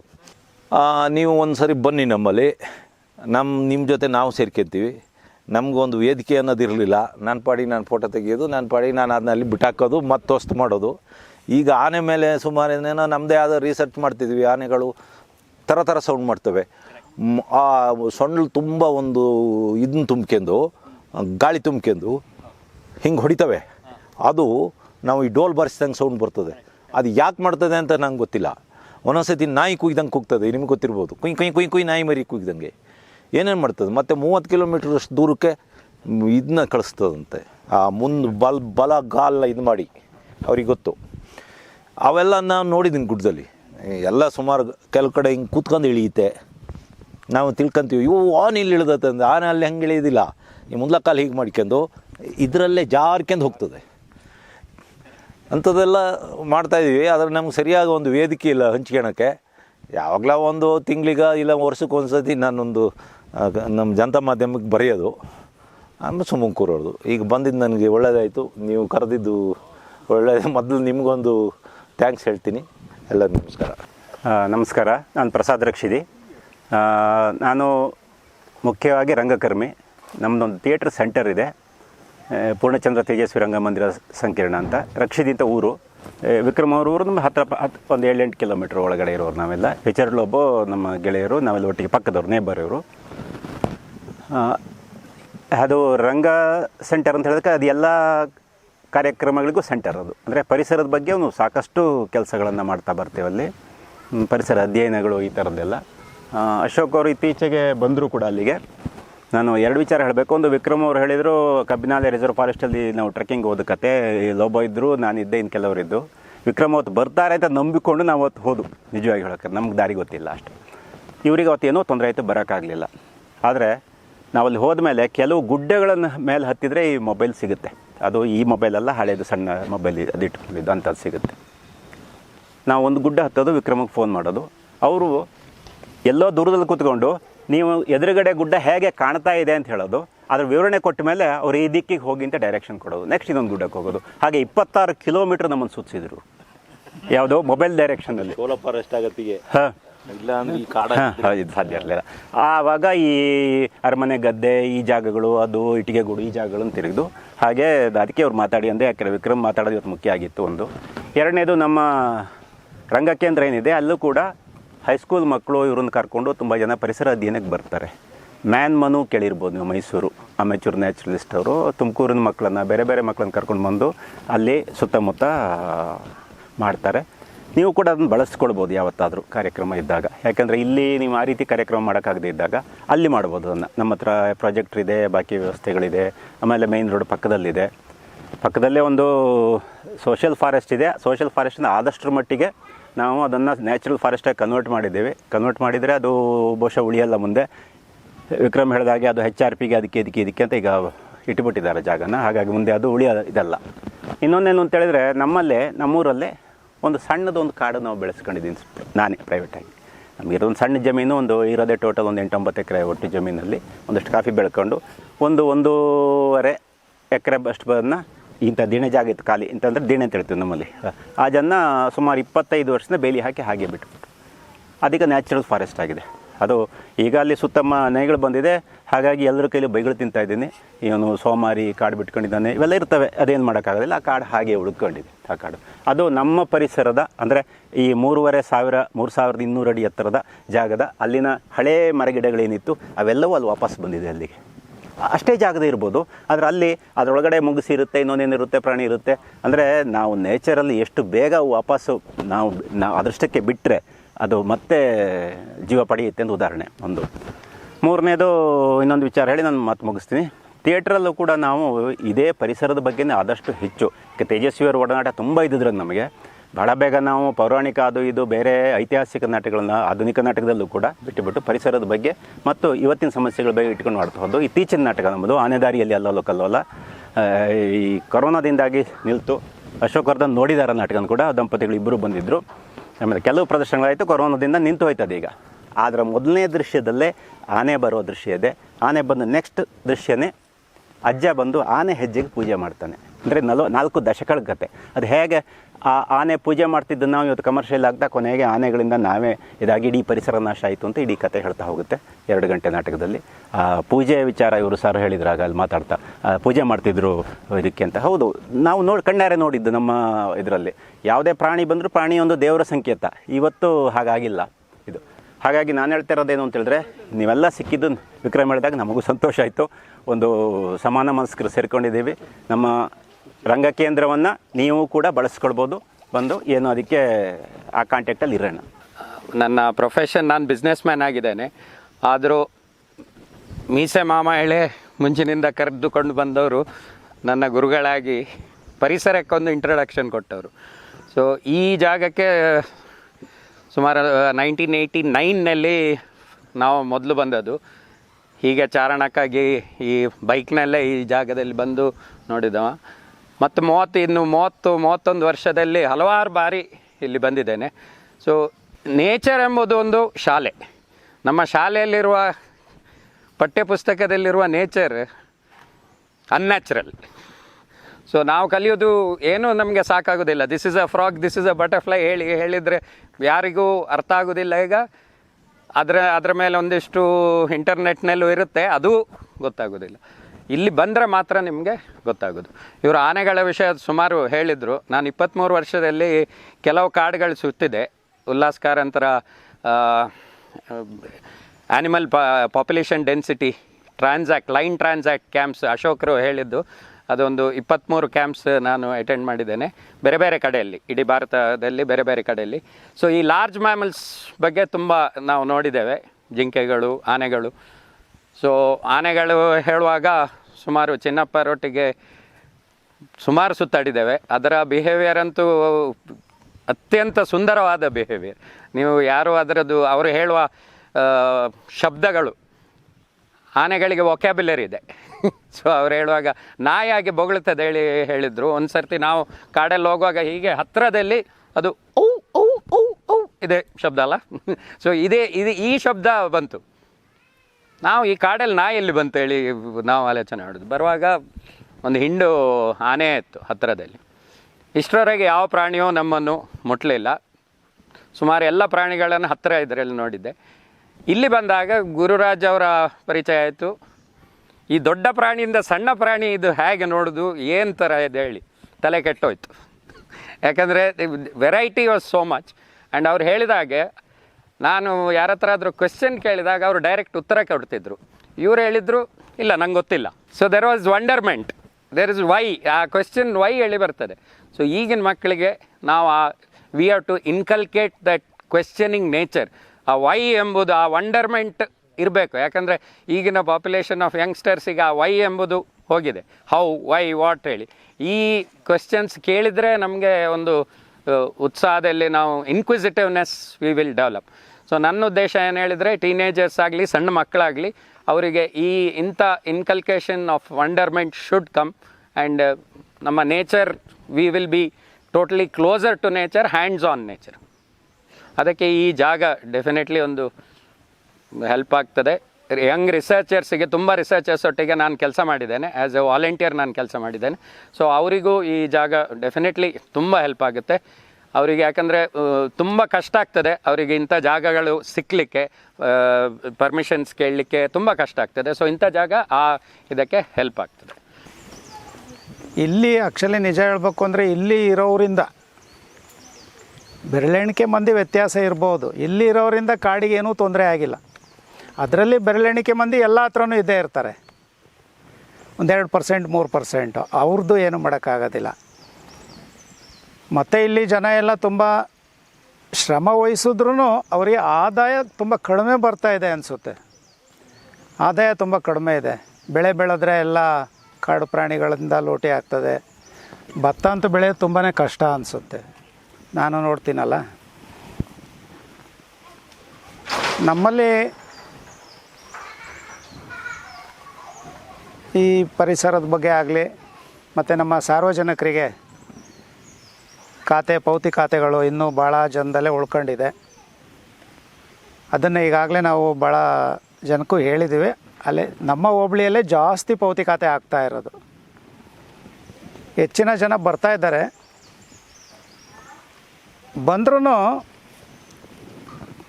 ಇದಾಗುತ್ತೋ ಇಲ್ವೋ ಅನ್ನೋ ಭಾವನೆನೇ ಜಾಸ್ತಿ ಜನಕ್ಕೆ. ನಾವು ಧೈರ್ಯವಾಗಿ ಕರಿತಾ ಇದ್ದೀವಿ, ಬನ್ನಿ ಕೆಲಸ ತೊಗೊಳ್ಳಿ, ಕೆಲಸ ಮಾಡೋಣ ಬನ್ನಿ ಅಂತ ಹೇಳ್ಬಿಟ್ಟು. ಈ ಭಾಗದಲ್ಲಿ ಇತ್ತೀಚೆಗೆ ಒಂದು 600 ಎಕರೆ ಜಾಗಕ್ಕೆ ಬೆಳೆ ಪರಿಹಾರ ಅಂದರೆ ಅವರು ಅರ್ಜಿ ಕೊಟ್ಟಿದ್ದಾರೆ. ಎಲ್ಲಿಗೆ ನಮಗೆ ಆ ಅರ್ಜಿ ಬರೋ ಹೊತ್ತಿಗೆ 4 ಆಫೀಸ್ ದಾಟಿ ಬಂದಿದೆ. ಅವರು ಬೆಳೆಗಾರ ಸಂಘಕ್ಕೆ ಒಂದು ಅರ್ಜಿ ಕೊಟ್ಟಿದ್ದರು, 4 ಆಫೀಸ್ ದಾಟಿ ಬಂದಿದೆ. ಅವ್ರು ತಗೊಂಡೋಗಿ ಇದು ಕೊಟ್ಟಿದ್ದಾರೆ, ಯಾವುದು ಕಾಫಿ ಬೋರ್ಡಿಗೆ, ಅಲ್ಲಿಂದ ತೊಗೊಂಡೋಗಿ ತಾಲೂಕು ಆಫೀಸಿಗೆ ಕೊಟ್ಟಿದ್ದಾರೆ. ತಾಲೂಕು ಆಫೀಸಿಂದ ನಮಗೆ ಬಂತು. ಈ ಮಧ್ಯೆ ಸ್ವಲ್ಪ ಎಲ್ಲ ಗ್ಯಾಪ್ ಆಗಿಬಿಟ್ಟಿತ್ತು. ಅರ್ಜಿ ಕೊಟ್ಟಿದ್ದಾರೆ, ಇದರಲ್ಲಿದೆ ಎಲ್ಲಿ ರಿಜಿಸ್ಟ್ರಲ್ಲಿ, ಯಾವ ರಿಜಿಸ್ಟ್ರು, ಬೆಳೆಗಾರ ಸಂಘದಲ್ಲಿ ರಿಜಿಸ್ಟ್ರಲ್ಲಿ ಹೆಸರಿದೆ. ಅವ್ರ ಅರ್ಜಿ ನಮಗೆ ಬಂದಿಲ್ಲ, ಅದು ಯಾವ ಹಂತದಲ್ಲಿ ಮಿಸ್ ಆಗಿದೆಯೋ ಏನೋ. ಆ ಥರದ್ದೇ ಸುಮಾರು 150 ಅರ್ಜಿನ 150 ಅರ್ಜಿನ 11, 12 ಈ ತಿಂಗಳು 10, 11, 12 ತಾರೀಕು 3 ದಿನ ನಾವು ಎಂಟ್ರಿ ಮಾಡಿದ್ವಿ. ಅದೇ ಸುಮಾರು 650 ಎಕರೆ ಆಯಿತು. 650 ಎಕರೆ ಜನಕ್ಕೂ ಪರಿಹಾರ ಬರುತ್ತೆ. ಆ ಥರ ಎಲ್ಲ ಗಮನ ಇಟ್ಟು ಸ್ವಲ್ಪ ನಮಗೆ ಇಲ್ಲಿ ಪರಿಸ್ಥಿತಿ ಗೊತ್ತಲ್ಲ, ಹಾಗಾಗಿ ಮಾಡಿದ್ವಿ. ಇನ್ನೂ ಹೆಚ್ಚಿನ ಸಂಖ್ಯೆಯಲ್ಲಿ ಜನ ಬಂದು ಸರ್ಕಾರದಿಂದ ಸಿಗೋ ಸವಲತ್ತನ್ನು ಪಡ್ಕೊಳ್ಳಿ, ಕಾಡು ಉಳಿಸೋದ್ರ ಕಡೆ ಹೆಚ್ಚಿನ ಗಮನ ಹರಿಸಲಿ. ಎಲ್ರಿಗೂ ವಂದಿಸಿ ನನ್ನ ಮಾತನ್ನು ಮುಗಿಸ್ತೀನಿ. ವಿವಿಧ ಕ್ಷೇತ್ರಗಳಲ್ಲಿ ವಿವಿಧ ವನ್ಯಜೀವಿಯ ಬಗ್ಗೆ ತಿಳ್ಕೊಂಡಿರೋವಂತಹ ಭಾಳಷ್ಟು ಜನ ಸಂಪನ್ಮೂಲ ವ್ಯಕ್ತಿಗಳು ಇಲ್ಲಿಗೆ ಬಂದಿದ್ದಾರೆ ಅಂತ ಹೇಳಿ ಗೊತ್ತಾಯಿತು. ಈಗಾಗಲೇ ನಾನು ಪ್ರಥಮವಾಗಿ ಭೇಟಿ ಮಾಡಿದೆ, ನಮ್ಮ ಬಟರ್ಫ್ಲೈ ಪಾರ್ಕನ್ನು ಮಾಡಿ ಅದನ್ನು ಭಾಳ ಚೆನ್ನಾಗಿ ಅದರಲ್ಲಿ ಆಸಕ್ತಿ ತೊಗೊಂಡು ಅದನ್ನು ಬೆಳೆಸ್ತಾ ಇರ್ತಕ್ಕಂಥವ್ರು, ಬಟರ್ಫ್ಲೈ ಬಗ್ಗೆ ಹೆಚ್ಚು ಜ್ಞಾನ ಇರ್ತಕ್ಕಂಥವ್ರು, ಮತ್ತು ಇನ್ನೂ ಅನೇಕರು ನಮಗಿನ್ನೂ ಪರಿಚಯ ಆಗಿಲ್ಲ, ನಾವು ತಡವಾಗಿ ಬಂದಿದ್ದೀವಿ. ಅಶೋಕ್ ಅವರು ಭಾಳ ಒಳ್ಳೆ ಕೆಲಸ ಮಾಡಿದ್ದಾರೆ ಇಲ್ಲಿ. ಇದೊಂದು ರೀತಿ ಒಂದು ರಿಸರ್ಚ್ ಸೆಂಟರ್ ಆಗಿ ಅದನ್ನು ಅಭಿವೃದ್ಧಿ ಪಡಿಸೋದಕ್ಕೆ ಅವರು ಪಟ್ಟಿರ್ತಕ್ಕಂಥ ಶ್ರಮ ಇದೆಯಲ್ಲ, ನಿಜಕ್ಕೂ ಕೂಡ ಅದು ಭಾಳಷ್ಟು ಜನಕ್ಕೆ ಉಪಕಾರ ಆಗುವಂಥದ್ದು ಮುಂದಿನ ದಿನಗಳಲ್ಲಿ, ಭವಿಷ್ಯದಲ್ಲಿ. ಅದು ಅವರ ಯೋಚನೆ ಕೂಡ ದೀರ್ಘಾವಧಿ ಕಾಲದಲ್ಲಿ ಭಾಳಷ್ಟು ಜನ ಇದನ್ನು ಬಳಸ್ಕೊಂಡು ಯಾರ್ಯಾರಿಗೆ ಅವರವರ ಫೀಲ್ಡಲ್ಲಿ ಇಂಟ್ರೆಸ್ಟ್ ಇದೆ ಆ ಫೀಲ್ಡ್ ಆ ಒಂದು ಕ್ಷೇತ್ರದಲ್ಲಿ ಇನ್ನೂ ಹೆಚ್ಚು ಕೆಲಸ ಮಾಡೋದಕ್ಕೆ ಇದೊಂದು ತಾಣ ಉಳ್ಕೊಳ್ಳೋದಕ್ಕೆ ಒಂದು ಬೇಸ್ ಆಗುತ್ತೆ. ಇಲ್ಲೇ ನಾವು ನಮ್ಮ ಅಡುಗೆನ ಕೂಡ ನಮ್ಮ ಬಂದಂಥವರು ಇಲ್ಲಿ ಉಳಿದು ನಾವು ಮಾಡಿಕೊಂಡು ಮತ್ತು ಬೆಳಗಿನಿಂದ ಸಮಯ ವ್ಯರ್ಥ ಮಾಡಿದೆ, ಬೆಳಗಿನಿಂದ ಸಂಜೆವರೆಗೆ ನಾವು ನಮ್ಮ ಕ್ಷೇತ್ರದ ನಮ್ಮ ಆಸಕ್ತಿ ಇರ್ತಕ್ಕಂಥ ವನ್ಯಜೀವಿ ಬಗ್ಗೆ ಒಂದು ಅಧ್ಯಯನ ಮಾಡೋದಕ್ಕೆ ಭಾಳ ಒಂದು ಉತ್ತಮ ಕೇಂದ್ರವನ್ನು ಅವರು ಸ್ಥಾಪನೆ ಮಾಡಿರೋದು ಅವ್ರನ್ನ ಎಷ್ಟು ಶ್ಲಾಘನೆ ಮಾಡಿದರೂ ಸಾಲದು. ಅವರು ಇದಕ್ಕೆ ಹಾಕಿರುವಂಥ ಶ್ರಮ ಮತ್ತು ಅವರು ಪಟ್ಟಿರುವಂಥ ಸಂಕಷ್ಟಗಳು ನಮಗೆ ಗೊತ್ತು, ಅದನ್ನು ನಾವು ಇಲ್ಲಿ ವಿವರಿಸಿ ಹೇಳೋದು ಬೇಡ. ಅದೆಲ್ಲದಿಂದ ಇವರು ಹೊರಗೆ ಬಂದು ಇವತ್ತು ಈ ಒಂದು ಕೇಂದ್ರದ ಸ್ಥಾಪನೆ ಆಗಿದೆ.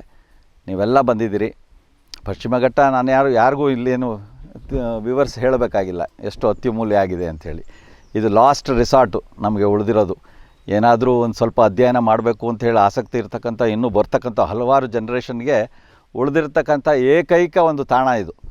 ಇನ್ನು ಇದರಿಂದ ಹೊರಗೆ ಹೋದರೆ ಎಲ್ಲೂ ಕೂಡ ಒಂದು ಉತ್ತಮ ಗುಣಮಟ್ಟ ಇರತಕ್ಕಂಥ ಅರಣ್ಯನ ನೋಡೋದಕ್ಕೆ ಸಾಧ್ಯ ಆಗ್ತಾಯಿಲ್ಲ ಇವತ್ತಿನ ದಿನಗಳಲ್ಲಿ. ಇದಕ್ಕೆ ಕಾರಣವೇ ಈ ಆನೆಗಳು ಆನೆ ಮಾನವ ಸಂಘರ್ಷಕ್ಕೆ ಜಾಸ್ತಿ ಎಡೆ ಮಾಡಿಕೊಂಡಿರ್ತಕ್ಕಂಥದ್ದು. ಆನೆಗಳು ಈಗ ಕಾಡಿನಲ್ಲಿ ಇರೋದಕ್ಕೆ ಇಷ್ಟಪಡೋದಿಲ್ಲ. ಎಲ್ಲ ನಾಡಿಗೆ ಬರುವಂಥ ಆನೆಗಳ ಸಂಖ್ಯೆನೇ ಜಾಸ್ತಿ ಆಗಿದೆ.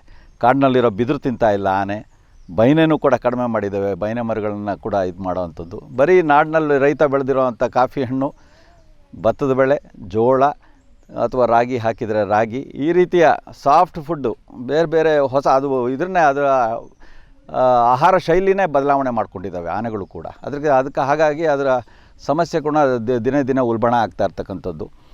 ಮತ್ತು ಇನ್ನೂ ಅನೇಕ ಅದರಲ್ಲೂ ಕೂಡ ಅಪರೂಪದ ಈ ಕಪ್ಪೆಗಳ ಬಗ್ಗೆ, ಹೊಸ ಕಪ್ಪೆಗಳ ಸ್ಪೀಷೀಸ್ ಪ್ರಭೇದಗಳ ಬಗ್ಗೆ ಅವುಗಳನ್ನ ಡಿಸ್ಕವರ್ ಮಾಡ್ತಕ್ಕಂಥದ್ದು, ಅವುಗಳ ಬಗ್ಗೆ ಸ್ಟಡಿ ಮಾಡ್ತಕ್ಕಂಥದ್ದು, ಇದಕ್ಕೆಲ್ಲ ಕೂಡ ಈ ಥರ ಅನೇಕರು ಗುರುರಾಜ್ ಥರ ಇನ್ನೂ ಭಾಳ ನೂರಾರು ಜನ ಗುರುರಾಜುಗಳಾಗಬೇಕು ಈಗ ಮುಂದಿನ ದಿನಗಳಲ್ಲಿ. ಇಲ್ಲದೆ ಹೋದರೆ ಈ ಸರ್ಕಾರದ ಕಾನೂನುಗಳು, ಸರ್ಕಾರದ ಯೋಚನೆಗಳು, ಈಗ ಉದಾಹರಣೆಗೆ ಏನಾದರೂ ಈಗ ಲಿಥಿಯಂ ಅಯಾನ್ ಬ್ಯಾಟ್ರಿ, ಲಿಥಿಯಮ್ಗಾಗಿ ಸರ್ಕಾರ ಹುಡುಕಾಡ್ತಿದೆ. ಎಲ್ಲೋ ಮಂಡ್ಯದಲ್ಲಿ ಮೊನ್ನೆ 1600 ಟನ್ ಸಿಕ್ತು ಅಂತ ಭಾಳ ಸಂತೋಷ ಆಗಿದೆ.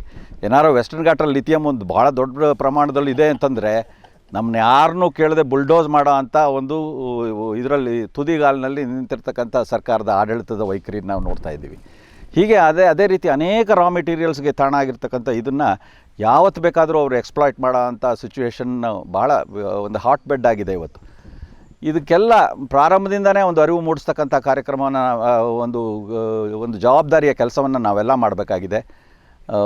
ಅದರಲ್ಲೂ ಕೂಡ ಆಡಳಿತ ಮಾಡ್ತಕ್ಕಂಥವ್ರಿಗೆ, ರಾಜಕಾರಣಿಗಳಿಗೆ ನಾವು ಈ ಒಂದು ಅವರನ್ನು ಕೂಡ ಇನ್ವಾಲ್ವ್ ಮಾಡ್ತಕ್ಕಂಥ ಈ ಕಾರ್ಯಾಗಾರಗಳನ್ನ ಹೆಚ್ಚು ಮಾಡಿ ಅವ್ರಿಗೆ ಅರಿವು ಮೂಡಿಸ್ತಕ್ಕಂಥದ್ದು. ಮುಂದೆ ಏನಾಗ್ತದೆ ಭವಿಷ್ಯದಲ್ಲಿ, ಈ ಕಡೇ ಲಾಸ್ಟ್ ರಿಸಾರ್ಟ್ ಇದು ಕೂಡ ಹೋದರೆ ಮುಂದೆ ಯಾವ ರೀತಿ ಹಾಳಾಗ್ತದೆ, ನಮ್ಮ ಭವಿಷ್ಯದ ಜನಾಂಗಕ್ಕೆ ಎಷ್ಟು ತೊಂದರೆ ಆಗ್ತದೆ ಅಂಥೇಳಿ ಇದರ ಬಗ್ಗೆ ಹೆಚ್ಚು ಒಂದು ಜಾಗೃತಿಯನ್ನು ನಾವು ಸಮಾಜದಲ್ಲಿ ಮೂಡಿಸ್ಬೇಕಾಗಿರೋಂತಹ ಒಂದು ಸನ್ನಿವೇಶ ಬಂದಿದೆ. ಮತ್ತು ಇದರ ಬಗ್ಗೆ ಪ್ರಚಾರನೂ ಮಾಡಿದರೆ ತಪ್ಪಾಗೋದಿಲ್ಲ. ನಾವು ಪ್ರಚಾರ ಅಂತಂದರೆ ಇದರ ಮಹತ್ವವನ್ನು ನಾವು ಹೆಚ್ಚು ಪ್ರಚಾರ ಮಾಡಬೇಕು. ಇಲ್ಲದೆ ಹೋದರೆ ನಮ್ಮಲ್ಲಿ ನಾವೇ ವಿಷಯಗಳನ್ನ ಸಂಗ್ರಹಿಸಿ ನಮ್ಮಲ್ಲಿ ನಾವೇ ಅದನ್ನು ಹಾಗೆ ಅಡಗಿಸಿಟ್ಕೊಂಡ್ರೆ ಭಾಳ ಜನಕ್ಕೆ ಇದು ಗೊತ್ತಾಗೋದೇ ಇಲ್ಲ. ನಮಗೀಗ ಅಶೋಕ್ ಅವರಿಂದ ನಮಗೆ ಇದೆಲ್ಲ ಗೊತ್ತಾಯಿತು. ಒಂದು ಟೀಮು, ಒಂದು ಬ್ಯೂಟಿಫುಲ್ ಟೀಮ್, ಅವ್ರದ್ದು ಜೊತೆ ಎಲ್ಲರೂ ಎಷ್ಟು ಯಾವ್ಯಾವ ರೀತಿ ಕೆಲಸ ಮಾಡ್ತಾ ಇದ್ದಾರೆ, ಯಾವ್ಯಾವ ಇದು ಅಧ್ಯಯನಗಳು ನಡೀತಾ ಇದೆ ಅಂತ ಹೇಳಿ ತಿಳಿದು ತುಂಬಾ ನಿಜವಾಗ್ಲೂ ಸಂತೋಷ ಆಗಿದೆ. ಈ ಒಂದು ರೀತಿಯ ಒಂದು ಇಂಟರಾಕ್ಷನ್ ಸೆಷನ್ಗೆ ಮತ್ತು ಹೆಚ್ಚು ಮಾಹಿತಿಯನ್ನು ನೀಡುವಂಥ ಇವತ್ತಿನ ಕಾರ್ಯಾಗಾರಕ್ಕೆ ನಮ್ಮ ಹಾಸನದ ನಮ್ಮೆಲ್ಲ ಸ್ನೇಹಿತರು ಕಿಶೋರು, ಮಂಜುನಾಥ್ ದತ್ತ, ಸುಬ್ರಹ್ಮಣ್ಯ, ನಮ್ಮ ಉಮೇಶು, ವಿಕ್ರಮ್, ಎಲ್ಲ ಗಂಗಾಧರ್ ಎಲ್ಲ ಬಂದಿದ್ದೀವಿ. ನಾವು ಬಂದಿರತಕ್ಕಂಥದ್ದು ನಿಮ್ಮ ಜ್ಞಾನದಲ್ಲಿ ಅಲ್ಪ ಜ್ಞಾನವನ್ನು ತಗೊಂಡು ಹೋಗೋದಕ್ಕೆ, ಅದನ್ನು ಮತ್ತೆ ಹೆಚ್ಚು ನಾವು ಕೂಡ ಆಸಕ್ತಿ ಇನ್ನೂ ಹೆಚ್ಚು, ನಮಗೊಂದು ಮಾರಲ್ ಸ್ಟ್ರೆಂತ್ ಇದು. ನೀವೆಲ್ಲ ಬಂದು ಏನಾದರೂ ಕೆಲವು ವಿಷಯಗಳ ಬಗ್ಗೆ ಹೇಳಿದರೆ ಕುತೂಹಲ ಹೆಚ್ಚಾಗ್ತದೆ, ಆಸಕ್ತಿನೂ ಕೂಡ ಜೊತೆಯಲ್ಲಿ ಬೆಳೆಯುತ್ತೆ ಅಂಥೇಳಿ ನಿಮ್ಮೆಲ್ಲರಿಗೂ ಕೂಡ ಈ ಒಂದು ಭಾಗಕ್ಕೆ ನಿಮ್ಮನ್ನು ಸ್ವಾಗತ ಮಾಡಿ, ಈ ಅಶೋಕ್ ಅವರ ಈ ಸಣ್ಣ ಪ್ರಮಾಣದ ಈ ಒಂದು ಅಧ್ಯಯನ ಕೇಂದ್ರ ಇದೆ, ಇದು ದೊಡ್ಡ ಮಹತ್ವವನ್ನು ಭವಿಷ್ಯದಲ್ಲಿ ಪಡ್ಕೊಳ್ಳಿ, ಸಮಾಜಕ್ಕೆ ಒಂದು ದೊಡ್ಡ ರೀತಿಯ ಒಂದು ಕೊಡುಗೆಯನ್ನು ಈ ಕನ್ಸರ್ವೇಷನ್ ಆ್ಯಂಗಲಲ್ಲಿ ಸಂರಕ್ಷಣೆಯನ್ನು ಮಾಡುವಂತಹ ಒಂದು ನಿಟ್ಟಿನಲ್ಲಿ, ಹಾದಿಯಲ್ಲಿ ಅದು ಒಂದು ದೊಡ್ಡ ಕೊಡುಗೆಯನ್ನು ಕೊಡಲಿ ಅಂತ ಆಶಿಸ್ತಾ ನನ್ನ ಒಂದೆರಡು ಮಾತುಗಳನ್ನು ನಿಮ್ಮ ಮುಂದೆ ಹೇಳೋದಕ್ಕೆ ಇಷ್ಟಪಡ್ತೀನಿ. ನನಗೆ ಸುಮಾರು 45 ವರ್ಷಗಳ ಹಿಂದೆ, ನಾನು 20 ವರ್ಷ ಇದ್ದಾಗ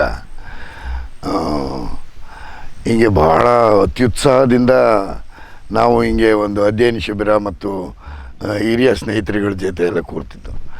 ನಮ್ಮದು ನಿಮ್ಮಂಗೆ ಕಪ್ಪೆ, ಹಾವು, ಮುಂಗ್ಸಿಗಳನ್ನು ಯೋಚನೆ ಮಾಡೋದಲ್ಲ, ಅವನ್ನೆಲ್ಲ ನಾಶ ಮಾಡೋ ಅಂಥ ಮನುಷ್ಯರ ಬಗ್ಗೆ ಅಧ್ಯಯನ ಮಾಡೋದು, ಅವ್ರ ಬಗ್ಗೆ ಚಳುವಳಿ ಮಾಡೋದು, ಈ ಥರದ ಕೆಲಸ ನಮ್ಮದು.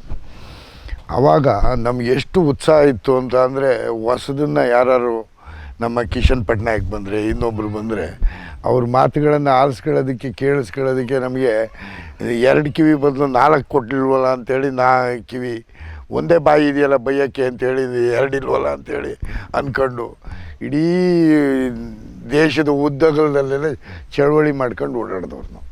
ನಮಗೆ ಅವತ್ತಿದ್ದಿದ್ದು ಉತ್ಸಾಹ ಇದೆಲ್ಲ ನೋಡಿದರೆ, ನಿಮ್ಮ ಈ ಉತ್ಸಾಹ ಎಲ್ಲ ನೋಡಿದರೆ ನನಗೆ ಆ ದಿನ ನೆನಪಾಯಿತು.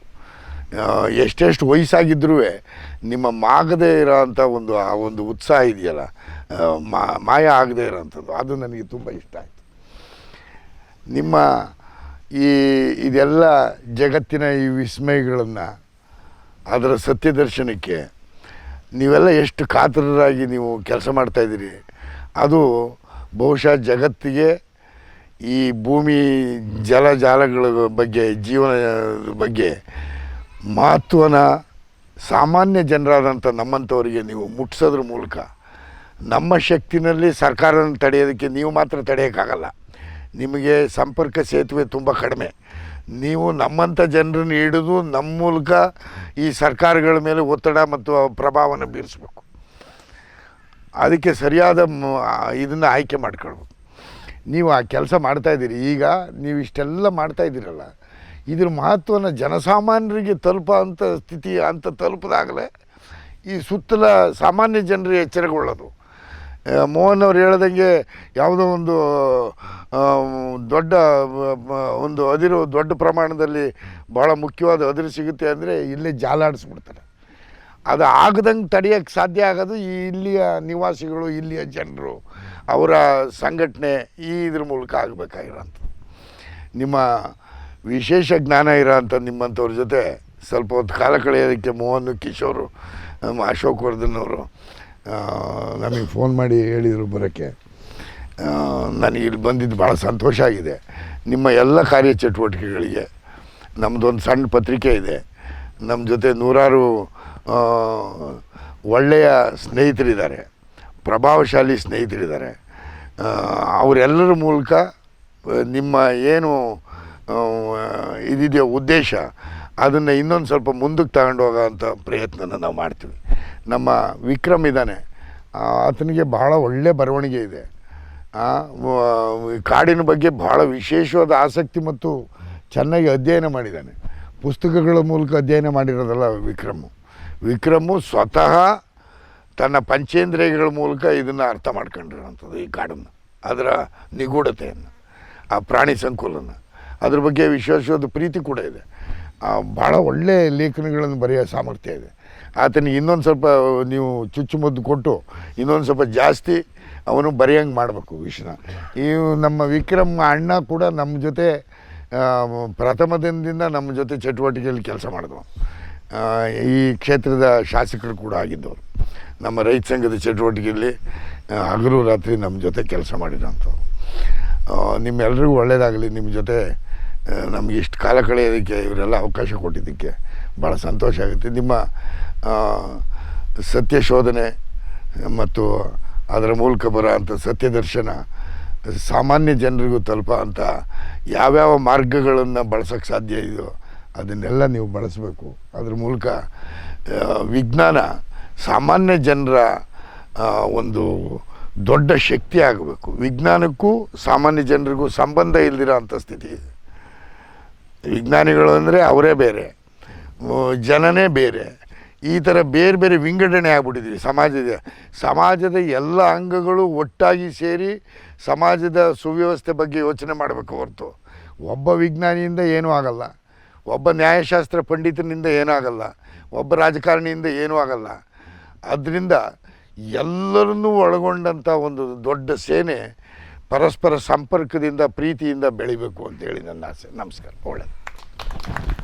ಮಾಜಿ ಜಿಲ್ಲಾ ಸಹಕಾರ ಬ್ಯಾಂಕ್ ಅಧ್ಯಕ್ಷರು ನಮ್ಮ ಕಸಿನ ಇದು, ತಾವು ಉತ್ತಮ ಕಾಫಿ ಪ್ಲಾಂಟರು, ಅವರು ಒಂದೆರಡು ಮಾತನ್ನು ಅದೇ ಎಲ್ಲರೂ ನಮಗೆ ಯಾಕೆಂದ್ರೆ ಚಿಕ್ಕಂದಿಂದ ನಾವು ಬೆಳ್ಕೊ ಬಂದಿದ್ದು ಇಲ್ಲೇ. ನಮಗೆ ಈ ಹಬ್ಬ ಅಂದರೆ ನಾವು ಇವನು ನಿಜ ಹೇಳಬೇಕು ಅಂದರೆ ಸತ್ತೋದವ್ರಿಗೂ ಕೂಡ ಎಡೆ ಮಾಡೋದಕ್ಕೆ ಕಾಡು ಮಾಂಸ ಹೋಗಿ ಹೊಡ್ಕೊಂಡು ಬಂದು ಅದನ್ನು ಎಡೆಗಿಟ್ಟರೆ ನಮಗೆ ಸಮಾಧಾನ. ಆ ಥರ ಬೆಳ್ಕೊ ಬಂದವ್ರು ನಾವು. ಈ ಶಿಕಾರಿ ಬರೋದು, ಹೊಡೆಯೋದು, ಆ ಹಬ್ಬ ಅವ್ರಿಗೆ ಎಡೆ ಇಕ್ಕಿ 2-3 ಥರದ ಮಾಂಸ ಎಲ್ಲ ಎಡೆ ಇಕ್ಕಿ ಇದ್ದರೆ ಅದು ನಮಗೆ ಆಗ ನಮ್ಮ ಹಿರಿಯರು ಎಲ್ಲ ತೀರಾ ತಿಂದು ತೃಪ್ತಿಪಟ್ಟರು ಅಂಥೇಳಿ ಅಂತ. ನಾವೇ ತಿಂತಿದ್ದಾದರೂ ಕೂಡ ನಮಗೆ ಆ ಥರ ಭಾವನೆಯಲ್ಲಿ ಬೆಳ್ಕೊ ಬಂದರು ನಾವೆಲ್ಲ. ಈಗ ಈ ಮೋಹನರು ಇವ್ರ ಜೊತೆ ಎಲ್ಲ ಸೇರ್ಕೊಂಡ ಮೇಲೆ ಅದು ತಪ್ಪು ಅಂತ ಅನ್ನಿಸ್ತದೆ. ಆದರೆ ಅದು 100% ನಮ್ಮ ಮನಸ್ಸು ಒಪ್ಪಿಗೆತಾ ಇಲ್ಲ. ಯಾಕೆಂದರೆ ನಮ್ಮ ಬ್ಲಡ್ ಒಳಗಡೆ ಅದು ಬಂದಿದೆ. ಮತ್ತು ಸುಮ್ಮನೆ ಸುಳ್ಳು ಹೇಳ್ಕೊಂಡು ನಾವು ಹೋಗೋಕ್ಕೂ ನಾನು ತಯಾರಿಲ್ಲ. ಸೊ ಈಗಂತೂ ಕಂಪ್ಲೀಟು 75ರಿಂದ 80 ಭಾಗ ಬಿಟ್ಟು ಹಾಕಿದ್ವಿ ಅದನ್ನೆಲ್ಲ. ಇನ್ನೂ ಒಂದು 20 ಭಾಗ ಅದು ಉಳಿದಿದೆ. ಅದೇನು ಭವಿಷ್ಯ ಅದು ಸದ್ಯಕ್ಕೆ ಹೋಗಲಾರ್ದು ಅಂಥೇಳಿ ಈಗ. ಹಾಗಾಗಿ ಇಂಥ ಕಾರ್ಯಕ್ರಮನ ನಾನು ಈಗ ನನ್ನ ಮಗ ನಾನು ಈಗ ಯೋಚನೆ ಮಾಡ್ತಿದ್ದೆ, ನನ್ನ ಮಗನ ಕರ್ಕೊಬರ್ಬೇಕಿತ್ತು ನಾನು ಅಂಥೇಳಿ. ತಪ್ಪು ಮಾಡಿದೆ ನಾನು. ಅವನಿಗಾದರೆ ಅಟ್ಲೀಸ್ಟು ಮುಂದೆ ಇನ್ನೂ ತುಂಬ ವರ್ಷಗಳು ಇರ್ತಾನೆ. ಅವನು ಅಂಥವ್ರಿಗೆ ನಿಮ್ಮಂಥವ್ರ ಜೊತೆ ಬೆಳೆದ್ರೆ ಅಟ್ಲೀಸ್ಟ್ ಅವನಿಗೆ ಕಾಲ್ಕಾರ ಅವನ ಮೊಮ್ಮಕ್ಕಳು ಕಾಲ್ಕಾರ ಬದಲಾವಣೆ ಆಗುತ್ತೆ ಅನ್ನೋ ಒಂದು ಆಸೆ ಇತ್ತು. ಬಟ್ ನನಗೆ ಇವ್ರು ಬರೋದು ಹೇಳಲಿಲ್ಲ, ಕೊನೇ ಗಳಿಗೆನಲ್ಲಿ ನನಗೆ ಹೇಳಿದರು. ಆಗ ಬಟ್ಟೆ ಹಾಕ್ಯಂಡು ಬಂದು ಅಲ್ಲಿ ನಮ್ಮ ಮನೆ ಬಂದಾಗ ಒಟ್ಟಿಗೆ ಬಂದೆ ನಾನು. ನನಗೆ ಕಿಡ್ನಿ ಟ್ರಾನ್ಸ್ಪ್ಲಾಂಟ್ ಆಗಿರೋದ್ರಿಂದ ನಾನು ಆ್ಯಕ್ಚುಲಿ ಬರೋಂಗಿಲ್ಲ. ನನಗೆ 1 ವರ್ಷ ಆಯಿತು ಅಷ್ಟೇ, ಡಿಸೆಂಬರ್ಲಾಗಿರೋದು. ಸೊ ಅದಕ್ಕೋಸ್ಕರ ನಾನು ಭಾರಿ ಜಾಗ್ರತೆ ಇರಬೇಕು ಅಂತ ಹೇಳಿದ್ದಾರೆ. ಆದರೂ ಸಮಾಧಾನ ಆಗಲಿಲ್ಲ. ನನಗೆ ಇಂಥ ಒಂದು ಅವಕಾಶ ಕಳ್ಕೊತಿದ್ನಲ್ಲ ಅಂತ ಹೇಳಿ ಅಂತ. ಯಾಕೆಂದರೆ ಈಗ ನಾವು ಕಪ್ಪೆ ಅಂತ ಹೇಳಿದ್ರೆ ತಕ್ಷಣ ಏನಾಗೋದು ಅಂದರೆ ಚೈನಾದವ್ರು ಹುಡ್ಕೊ ತಿಂತಾರೆ ಮರೆ, ನಮಗೆ ಅದು ಗೊತ್ತೇ ಇಲ್ಲ ಅಂತ. ಸತ್ಯ ದೇವರೇ ನಮಗೆ ಗೊತ್ತಿಲ್ಲ. ಹಾವು ಅದು ಹಿಡ್ಕೊ ತಿಂತಾರೆ ಅಂತ. ಹಾವು ಏನು ಮಾಡುತ್ತೆ, ಕಪ್ಪೆ ಏನು ಮಾಡುತ್ತೆ, ಅಥವಾ ಹಕ್ಕಿ ಪಕ್ಷಿಗಳು ಏನು ಮಾಡ್ತವೆ, ಯಾವುದ್ಯಾವುದು ಅವಾಯ್ಡ್ ಮಾಡ್ತೇವೆ, ನೇಚರಲ್ಲಿ ಪ್ರಕೃತಿಲಿ ಏನೇನು ಬದಲಾವಣೆ ಮಾಡ್ತವೆ ಅನ್ನೋದ್ರ ಬಗ್ಗೆ ಒಂದು ಇಂಚೂ ಕೂಡ ನಮಗೆ ಗೊತ್ತಿಲ್ಲ. ನೋಡಿ ಇಲ್ಲೆಲ್ಲ ಭಾರಿ ಜೇನು ಬೆಳೆಯೋರು, ನಮ್ಮಲ್ಲೆಲ್ಲ ಹೆಚ್ಚು ಕಮ್ಮಿ ಟಿನ್ಗಟ್ಟಲೆ ಜೇನು ನಮ್ಮ ಮನೆಯಲ್ಲಿ ಮಡಿಕೆ ಹಾಕೋರು ಅಷ್ಟೇ. ಮಡಿಕೆನ 1000 ಬಿಟ್ಟು ಮಡಿಕೆನ ತಗೊಂಡೋಗಿ ಕಾಡಲ್ಲಿ ಕೂರಿಸೋರು. ಮಡಿಕೆಗೆ ಜೇನು ಬರ್ತಾಯಿತ್ತು. ಎಷ್ಟೆಷ್ಟು ನಮ್ಮಲ್ಲಿ 30-40 ಮನೆ ಸುತ್ತ ಇಡೋರು ಲೈನ್ಗಳಲ್ಲಿ, ತೋಟಗಳಲ್ಲಿ. ಅದನ್ನು ಮೇ 15ರಿಂದ 20 ಒಳಗಡೆ ಮುರಿದ್ಬಿಡೋರು. 2 ಅಡಿ ಬಿಟ್ಟು ಮುರಿದೋರು. ಕೆಲವು ಉಳ್ಕೊಳ್ಳೋವು, ಕೆಲವು ಹಾರಿ ಬೇರೆ ಕಡೆ ಡ್ರೈ ಏರಿಯಾಕ್ಕೆ ಮೈಗ್ರೇಟ್ ಆಗಿಬಿಡೋವು. ಈಗ ಸಂತಾನ ಇಲ್ಲ. ಇಲ್ಲಿದ್ದಿದ್ರೆ ನೀವು ಎಷ್ಟು ಜೇನುಹುಳ ಹಾರಾಡೋದು ಅಂತ. ಈಗೆಲ್ಲ ಇಲ್ಲಿ ಜೇನೇ ಇಲ್ದಂಗೆ ಆಗೋಯ್ತು. ಅದು ಯಾಕಾಯಿತು ಅನ್ನೋದ್ರ ಬಗ್ಗೆ ನಮಗೆ ಈಗ ನಾವು ಅಂದ್ಕೊತೀವಿ ಹೀಟ್ ಜಾಸ್ತಿ ಆಯಿತು. ಮೊದಲೆಲ್ಲ ಎಷ್ಟಿತ್ತು ಅಂದರೆ 15ರಿಂದ 25 ಒಳಗಡೆ ಇರೋದು. ಯಾಲಕ್ಕಿ ಸ್ಪ್ರಿಂಕ್ಲರ್ ಬೇಕಾಗಿತ್ತಿಲ್ಲ, ಏನೂ ಬೇಕಾಗಿರಲಿಲ್ಲ. ಈಗ 35-40 ಡಿಗ್ರಿಗೆ ಹೋದರೆ ಯಾಲಕ್ಕಿ ಸಂತಾನ ಉಳಿಯೋದಿಲ್ಲ. ಮತ್ತು ಹಿಂದೆ 15 ದಿವಸ ಮಳೆ ಬರೋದು, 15 ದಿವಸ ಬಿಸಿಲು ಬರೋದು. ನಮಗೆ ಈ ಹುಸಾನ್ ಮಳೆ ಟೈಮ್ನಲ್ಲೆಲ್ಲ ನಾವು ಶಿಕಾರಿ ಹೋಗೋದು, ಅದು ಇದು ಮಾಡಿ ಬಿಸಿಲು ಬರ್ತಾಯಿತ್ತಲ್ಲ ಆ ಟೈಮಲ್ಲಿ. ಈಗೇನಾಗಿದೆ ಅಂತ ಹೇಳಿದರೆ 3 ತಿಂಗಳು ನಮಗೆ ಇಲ್ಲಿ ಒಂದು ಡ್ರಾಪು ಕೂಡ ನಿಲ್ಲದ ರೀತಿ ಮಳೆ ಬರ್ತದೆ. ಇಲ್ಲೆಲ್ಲ ಮಿಸ್ಟ್ ಕೂರ್ತದೆ. ಇವೆಲ್ಲ ಏಲಕ್ಕಿ ತೋಟ ಮಾಡಿದವು, ಭಾರಿ ಏಲಕ್ಕಿ ಕುಯ್ತಾಯಿದ್ರು. ಈಗ ಉಮೇಶ್ವರದು ಒಂದು ತೋಟ ಇದೆ ಇಲ್ಲೇ ಪಕ್ಕದಲ್ಲಿ. ನಾನು ಹಿಂದೆ ಇದ್ರ ಪಕ್ಕದಲ್ಲಿ ಇರ್ತಕ್ಕಂಥ ಜಾಗ ನೋಡೋಕೆ ಬಂದಿದ್ದು, ಒಂದು 28 ಎಕರೆ ಜಾಗನ. ನಮ್ಮ ಅಜ್ಜರು ಬೈದರು, ನೀನು ಇನ್ನೂ ಹಿಂದ್ಗಡೆ ಆ ಕಡೆ ಹೋಗ್ತಾ ಇದೆಯಲ್ಲ, ಏನಿದ್ರು ಈ ಪೂರ್ವಕ್ಕೆ ಹೋಗ್ಬಿಡು, ಈ ಕಡೆ ಪಶ್ಚಿಮಕ್ಕೆ ಹೋಗ್ಬೇಡ ನೀನು ಅಂತೇಳಿ ಅಂತ. ಬಹುಶಃ ಅದೊಂದು ಒಳ್ಳೆಯದೇ. ಬಟ್ ಅವತ್ತು ಬಂದು ಇನ್ವೆಸ್ಟ್ ಮಾಡಿದರೆ ನಾನು ಇಲ್ಲೇ ಬಾಕಿ ಆಗ್ಬಿಡ್ತಿದ್ದೆ. ಹಾಗಾಗಿ ಮೋಹನವ್ರ ಕಡೆ ಹೋಗಿ ಒಂದು ಕಾಫಿ ತೋಟ ಮಾಡ್ಕೊಂಡಿದ್ದೀನಿ. ಈಗ ಅಟ್ಲೀಸ್ಟ್ ಬೇರೆಯವ್ರಿಗೆ ಕೈ ಒಡ್ಡಂಗಿಲ್ಲ, ಲಂಚ ಹೊಡೆಯೋಂಗಿಲ್ಲ, ಮೋಸ ಮಾಡೋಂಗಿಲ್ಲ. ನನ್ನ ಸ್ವಂತಕ್ಕೆ ಊಟಕ್ಕೆ ಏನು ಬೇಕೋ ಅದಾಗಿದೆ. ಇಷ್ಟನ್ನು ಹೇಳಿ ಇಲ್ಲಿ ನಿಮ್ಮೆಲ್ಲರ ಜೊತೆ ಸೇರಿದ್ದಕ್ಕೆ ನನ್ನ ನಿಜವಾಗ್ಲೂ ಹೇಳಿದ್ರೆ ಭಾರಿ ತೃಪ್ತಿಯಾಗಿದೆ, ಭಾರಿ ಸಂತೋಷವೂ ಆಗಿದೆ ಅಂತ ಹೇಳಿ ನನ್ನ ಮಾತು ಮುಗಿಸಿ ನಮಸ್ಕಾರ. ನಿಮ್ಗೆ ಏನು ಅಂದರೆ ಅಶೋಕ್ ವರ್ಧನ್ ಅವರು ಇಲ್ಲಿ ಮಾಡ್ತಿರೋಂಥದ್ದು ಭಾಳ ದೊಡ್ಡ ಕೆಲಸ ಅಂತ ನನ್ನ ಭಾವನೆ. ಅವ್ರಿಗೆ ನಾವೆಲ್ಲರೂ ಬೆಂಬಲ ಕೊಡಬೇಕು. ಮತ್ತು ಇವತ್ತು ಎಲ್ಲರೂ ಹಣ ಅಂದರೆ ಅಷ್ಟು ಪ್ರಾಮುಖ್ಯತೆ ಕೊಡೋವಂಥ ಒಂದು ಪರಿಸ್ಥಿತಿ ಇದೆ. ಆದರೆ ಅವರು ಇಷ್ಟೊಂದು ಜಾಗ ತಗೊಂಡು ಅದನ್ನು ಎಷ್ಟೆಲ್ಲ ಹಣಕ್ಕೆ ಯಾರು ಕೇಳಿದರೂ ಕೊಡದೆ ಇದನ್ನು ಅಶೋಕವನ ಅಂತ ಹೆಸರಿಟ್ಟು ಇದಕ್ಕಿದ್ದಂಥ ಬೇಲಿನ ಕಿತ್ತಾಕಿ ಪ್ರಾಣಿಗಳು ಮುಕ್ತವಾಗಿ ಸಂಚಾರ ಮಾಡಲಿ ಅಂಥೇಳಿ, ಮತ್ತು ಈಗ ಇಲ್ಲಿ ಕಂಟೈನರ್ಗಳು ಹಾಕಿ ಇಲ್ಲಿ ರಿಸರ್ಚ್ ಮಾಡೋಂಥವ್ರಿಗೆ ಅನುಕೂಲ ಆಗಲಿ ಅಂತ ಹೇಳಿ ಮಾಡಿದ್ದಾರೆ. ಅದು ತುಂಬ ಸಂತೋಷದ ವಿಚಾರ. ಅವರಿಗೆ ನಾನು ಹೃತ್ಪೂರ್ವಕವಾದ ಧನ್ಯವಾದಗಳನ್ನು ಎಲ್ಲರ ಪರವಾಗಿ ಹೇಳೋದಕ್ಕೆ ಇಷ್ಟಪಡ್ತೀನಿ. ಮತ್ತು ನಮ್ಮ ಬೆಂಬಲ ಯಾವಾಗಲೂ ಅವ್ರಿಗೆ ಇದ್ದೇ ಇರುತ್ತೆ. ಇಲ್ಲಿ ಸ್ಥಳೀಯರಾದ ಉಮೇಶ್ ಅವರು, ನಾವೆಲ್ಲರೂ, ಸುಬ್ರಹ್ಮಣ್ಯವ್ರು ಇರ್ಬೋದು, ವಿಕ್ರಮ್ ಅವರು ಇರ್ಬೋದು, ಬಿಸ್ಲೆ ಅವರು, ಗಣೇಶ್ ಅವರು, ಮತ್ತು ಅವರ ಸುರೇಶ್ ಅವರು ಎಲ್ಲರೂ, ಮತ್ತು ನಮ್ಮ ಡೆಪ್ಟಿ ತಹಶೀಲ್ದಾರ್ ಗಂಗಾಧರ್ ಅವರು ಇರ್ಬೋದು, ಮತ್ತು ರಕ್ಷಿದಿ ಪ್ರಸಾದ್ ಅವರು ಬಂದಿದ್ದಾರೆ. ನಾವೆಲ್ಲರೂ ಸ್ವಲ್ಪ ಬೆಂಬಲ ಕೊಡ್ತೀವಿ ಯಾವಾಗ್ಲೂ. ಸುಬ್ರಹ್ಮಣ್ಯವರು ಶಿಕಾರಿ ಬಗ್ಗೆ ಹೇಳಿದರು. ಅದು ಮಲೆನಾಡಲ್ಲಿ ಏನಾಗಿತ್ತು ಅಂದರೆ ಸಾಂಪ್ರದಾಯಿಕವಾಗಿ ಬಂದಂಥ ಇದು. ಅಂದರೆ ಅಲ್ಲಿ ಸಂಸ್ಕೃತಿನೇ ಹಂಗಿರುತ್ತೆ, ಮಲೆನಾಡು ಸಂಸ್ಕೃತಿನೇ ಹಾಗೆ. ಅಂದರೆ ಅವರಿಗೆ ಪ್ರಕೃತಿ ಬಗ್ಗೆ ಆಳವಾದ ಗೌರವನೂ ಇತ್ತು. ಪ್ರತಿಯೊಂದನ್ನು ಪೂಜ್ಯ ಭಾವದಿಂದ ನೋಡ್ತಾಯಿದ್ರು. ಒಂದು ಗದ್ದೆ ಕುಯ್ಯಬೇಕಾದ್ರೂ ಒಂದು ಪೂಜೆ ಮಾಡ್ತಾಯಿದ್ರು, ಅಥವಾ ಒಂದು ಆನೆ ನಡ್ಕೊಂಡು ಹೋಗಿದ್ರೆ ಅದ್ರ ಹೆಜ್ಜೆ ಗುರ್ತಿಗೆ ಹೋಗಿ ಪೂಜೆ ಮಾಡ್ಕೊಂಡು ಬರೋ ಅಂಥ ಒಂದು ಇದಿತ್ತು. ತಾಯಿ ಸಮಾನವಾಗಿ ನೋಡ್ತಾಯಿದ್ರು. ಈಗಲೂ ಇದೆ. ಆದರೆ ಈಗ ಸ್ವಲ್ಪ ಮನ ಪರಿವರ್ತನೆ, ಜನರ ಸಾಮಾನ್ಯವಾಗಿ ಇಡೀ ಪ್ರಪಂಚದಲ್ಲಿ ಎಲ್ಲರ ಮನಸ್ಸು ಬದಲಾವಣೆ ಆಗಿದೆ. ಮತ್ತು ನಾವು ಈ ಪಶ್ಚಿಮ ಘಟ್ಟದಲ್ಲಿ ಹೇಳಬೇಕು ಅಂದರೆ ಹಾಸನ ಜಿಲ್ಲೆಯಲ್ಲಿ ಇರುವಂಥ ಎಲ್ಲ ಅರಣ್ಯಗಳಿಗಿಂತ ಈ ಅರಣ್ಯ, ಬಿಸಿಲೆ ಅರಣ್ಯ, ಅತ್ಯಂತ ಉತ್ಕೃಷ್ಟವಾದ ಅರಣ್ಯ ಪ್ರದೇಶ ಅಂತ ಹೇಳ್ಬೋದು. ಆಮೇಲೆ ಇದು ಇನ್ನೂ ಯಾವುದೇ ಹಾನಿ ಆಗಿಲ್ಲದೆ ಉಳ್ಕೊಂಡಿದೆ. ಅದು ನಮ್ಮ ಪುಣ್ಯ ಅಲ್ಲ. ಆ ಕಡೆ ಎಲ್ಲ ನಾಶ ಆಗೋಗಿದೆ, ತುಂಬ ಛಿದ್ರ ಮಾಡಿಬಿಟ್ಟಿದ್ದಾರೆ. ಹಂಗಾಗಿ ತುಂಬ ಹಾನಿಯಾಗಿರೋಂಥ ಪ್ರದೇಶಗಳು. ಇದು ತುಂಬ ಚೆನ್ನಾಗಿ ಉಳ್ಕೊಂಡಿದೆ ಈ ಪ್ರದೇಶ. ಇದನ್ನು ಹೀಗೆ ಉಳಿಸ್ಕೊಂಡು ಹೋಗಬೇಕು. ಆಮೇಲೆ ಇವರೆಲ್ಲ ದೊಡ್ಡ ಶಕ್ತಿ, ಮೋಹನಣ್ಣ ಇರ್ಬೋದು, ಮಂಜುನಾಥ್ ದತ್ತ ಅವರು ಇರ್ಬೋದು, ಸುಬ್ರಹ್ಮಣ್ಯ ಅವರು, ಇವರೆಲ್ಲ ಜೊತೆಗಿದ್ದರೆ ಯಾರಿಗೇ ಆಗಲಿ ಯಾವುದೇ ಒಂದು ಕೆಲಸ ಮಾಡೋದಕ್ಕೂ, ನಾವು ಚಳುವಳಿಗೆ ಅವ್ರು ಹೇಳಿದರು, ಸ್ವಲ್ಪ ನನ್ನ ಬಗ್ಗೆ ಜಾಸ್ತಿನೇ ಹೇಳಿದರು ಅಂತ ಕಾಣುತ್ತೆ. ಅವರ ಸಹಕಾರ ಬೆಂಬಲ ಇಲ್ಲದೇ ಇದ್ದಿದ್ದರೆ ನಾವೇನು ಮಾಡೋಕ್ಕಾಗ್ತಿರ್ಲಿಲ್ಲ. ಸುಂದರ್ರಾವ್ ಅವರು ನಮಗೆ ಎತ್ತಿನ ಹೊಳೆ ಹೋರಾಟದಲ್ಲಿ ಭಾಳ ಸಪೋರ್ಟ್ ಮಾಡಿದ್ದಾರೆ. ನ್ಯಾಷನಲ್ ಗ್ರೀನ್ ಟ್ರಿಬ್ಯುನಲ್ಗೆ ಹೋಗಿ ಚೆನ್ನೈ ಸದರನ್ ಝೋನಲ್ ಬೆಂಚಿಗೆ ಹೋಗಿ ಅಲ್ಲಿಂದ ಪ್ರಿನ್ಸಿಪಾಲ್ ಬೆಂಚು ಡೆಲ್ಲಿವರೆಗೂ ಹೋಗಿ ಫೈಟ್ ಮಾಡಿದ್ವಿ. ಆದರೆ ನಿಮಗೆಲ್ಲ ಗೊತ್ತಿದೆ ವ್ಯವಸ್ಥೆ ಯಾವ ರೀತಿ ಇದೆ ಅಂತ. 2014 ಏಪ್ರಿಲಲ್ಲಿ ನಾವು ಫೈಲ್ ಮಾಡಿದ ಕೇಸು 2019 ಮೇಯಲ್ಲಿ ಆದೇಶ ಮಾಡಿದರು. 5 ವರ್ಷ ತಗೊಂಡು ಇದು ಲಿಮಿಟೇಷನ್ ಆ್ಯಕ್ಟು ಇದು ಅವಧಿ ಮುಗಿದೋಗಿದೆ ಅಂಥೇಳಿ ಡಿಸ್ಮಿಸ್ ಆಯಿತು ಕೇಸ್. ಅಂದರೆ ನಮ್ಮ ನ್ಯಾಯಾಂಗ ವ್ಯವಸ್ಥೆನೂ ಯಾವ ರೀತಿ ಆಗಿದೆ ಅಂತ ಇದ್ರಲ್ಲಿ ನಮಗೆ ಗೊತ್ತಾಗುತ್ತೆ. ಮುಂಚೆ 2010ಗಿಂತ ಮುಂಚೆ ಹೈಕೋರ್ಟ್ಸಿಗೆ ಜ್ಯೂರಿಸ್ಡಿಕ್ಷನ್ ಇತ್ತು, ಆವಾಗಲೇ ಚೆನ್ನಾಗಿತ್ತು ಅಂತ ಅನಿಸುತ್ತೆ. ಈಗ national green tribunal act pass ಆದಮೇಲೆ ಹೈಕೋರ್ಟ್ಸಿಗೆ ಜ್ಯೂರಿಸ್ಡಿಕ್ಷನ್ನೇ ಇಲ್ಲ. ಡೈರೆಕ್ಟಾಗಿ ನಾವು NGTಗೆ ಹೋಗಬೇಕು. ಏನಿದ್ರು ವೈಲ್ಡ್ ಲೈಫ್ ಪ್ರೊಟೆಕ್ಷನ್ ಆ್ಯಕ್ಟ್ ಕೆಳಗಡೆ ಹೈಕೋರ್ಟಿಗೆ ರಿಟ್ ಫೈಲ್ ಮಾಡೋಂಥ ಅವಕಾಶ ಇದೆ. ಹಾಗಾಗಿ ಇಂಥ ಸಂಶೋಧನೆಗಳು ಹೆಚ್ಚೆಚ್ಚು ನಡಿಬೇಕು. ಆಮೇಲೆ ವಿಜ್ಞಾನ ದತ್ತವ್ರು ಹೇಳಿದಂತೆ ಸಾಮಾನ್ಯ ಜನರಿಗೂ ತಲುಪಬೇಕು. ವಿಜ್ಞಾನ ಕೆಟ್ಟದಲ್ಲ, ವಿಜ್ಞಾನದ ಆವಿಷ್ಕಾರಗಳನ್ನು ಮನುಷ್ಯ ಕೆಟ್ಟ ಉದ್ದೇಶಕ್ಕೆ ಬಳಸ್ಕೊಂಡಿದ್ದರಿಂದಾಗಿ ಇವತ್ತಿಗೆ ಈ ಪರಿಸ್ಥಿತಿ ನಿರ್ಮಾಣ ಆಗಿದೆ ಅಂಥೇಳಿ ನನ್ನ ಅಭಿಪ್ರಾಯ. ಹಾಗಾಗಿ ಅದು ಒಳ್ಳೆಯ ಉದ್ದೇಶಕ್ಕೆ ಬಳಕೆ ಆಗಬೇಕು. ಇದನ್ನು ಐನ್ಸ್ಟೈನ್ ಅವರು ಹೇಳಿದರು, ಭಾಳ ಹಿಂದೆನೇ ಹೇಳಿದರು. ಈ ವಿಜ್ಞಾನ ಅನ್ನೋದು ಆವಿಷ್ಕಾರಗಳೇನಿದೆ ಅದು ಒಳ್ಳೆಯ ಉದ್ದೇಶಕ್ಕೆ ಬಳಕೆ ಆಗಬೇಕೇ ಹೊರತು ಕೆಟ್ಟ ಉದ್ದೇಶಕ್ಕೆ ಬಳಕೆ ಆಗಬಾರ್ದು ಅಂಥೇಳಿ ಇಷ್ಟು ಹೇಳ್ತಾ ಹೆಚ್ಚು ಮಾತನಾಡಿದೆ.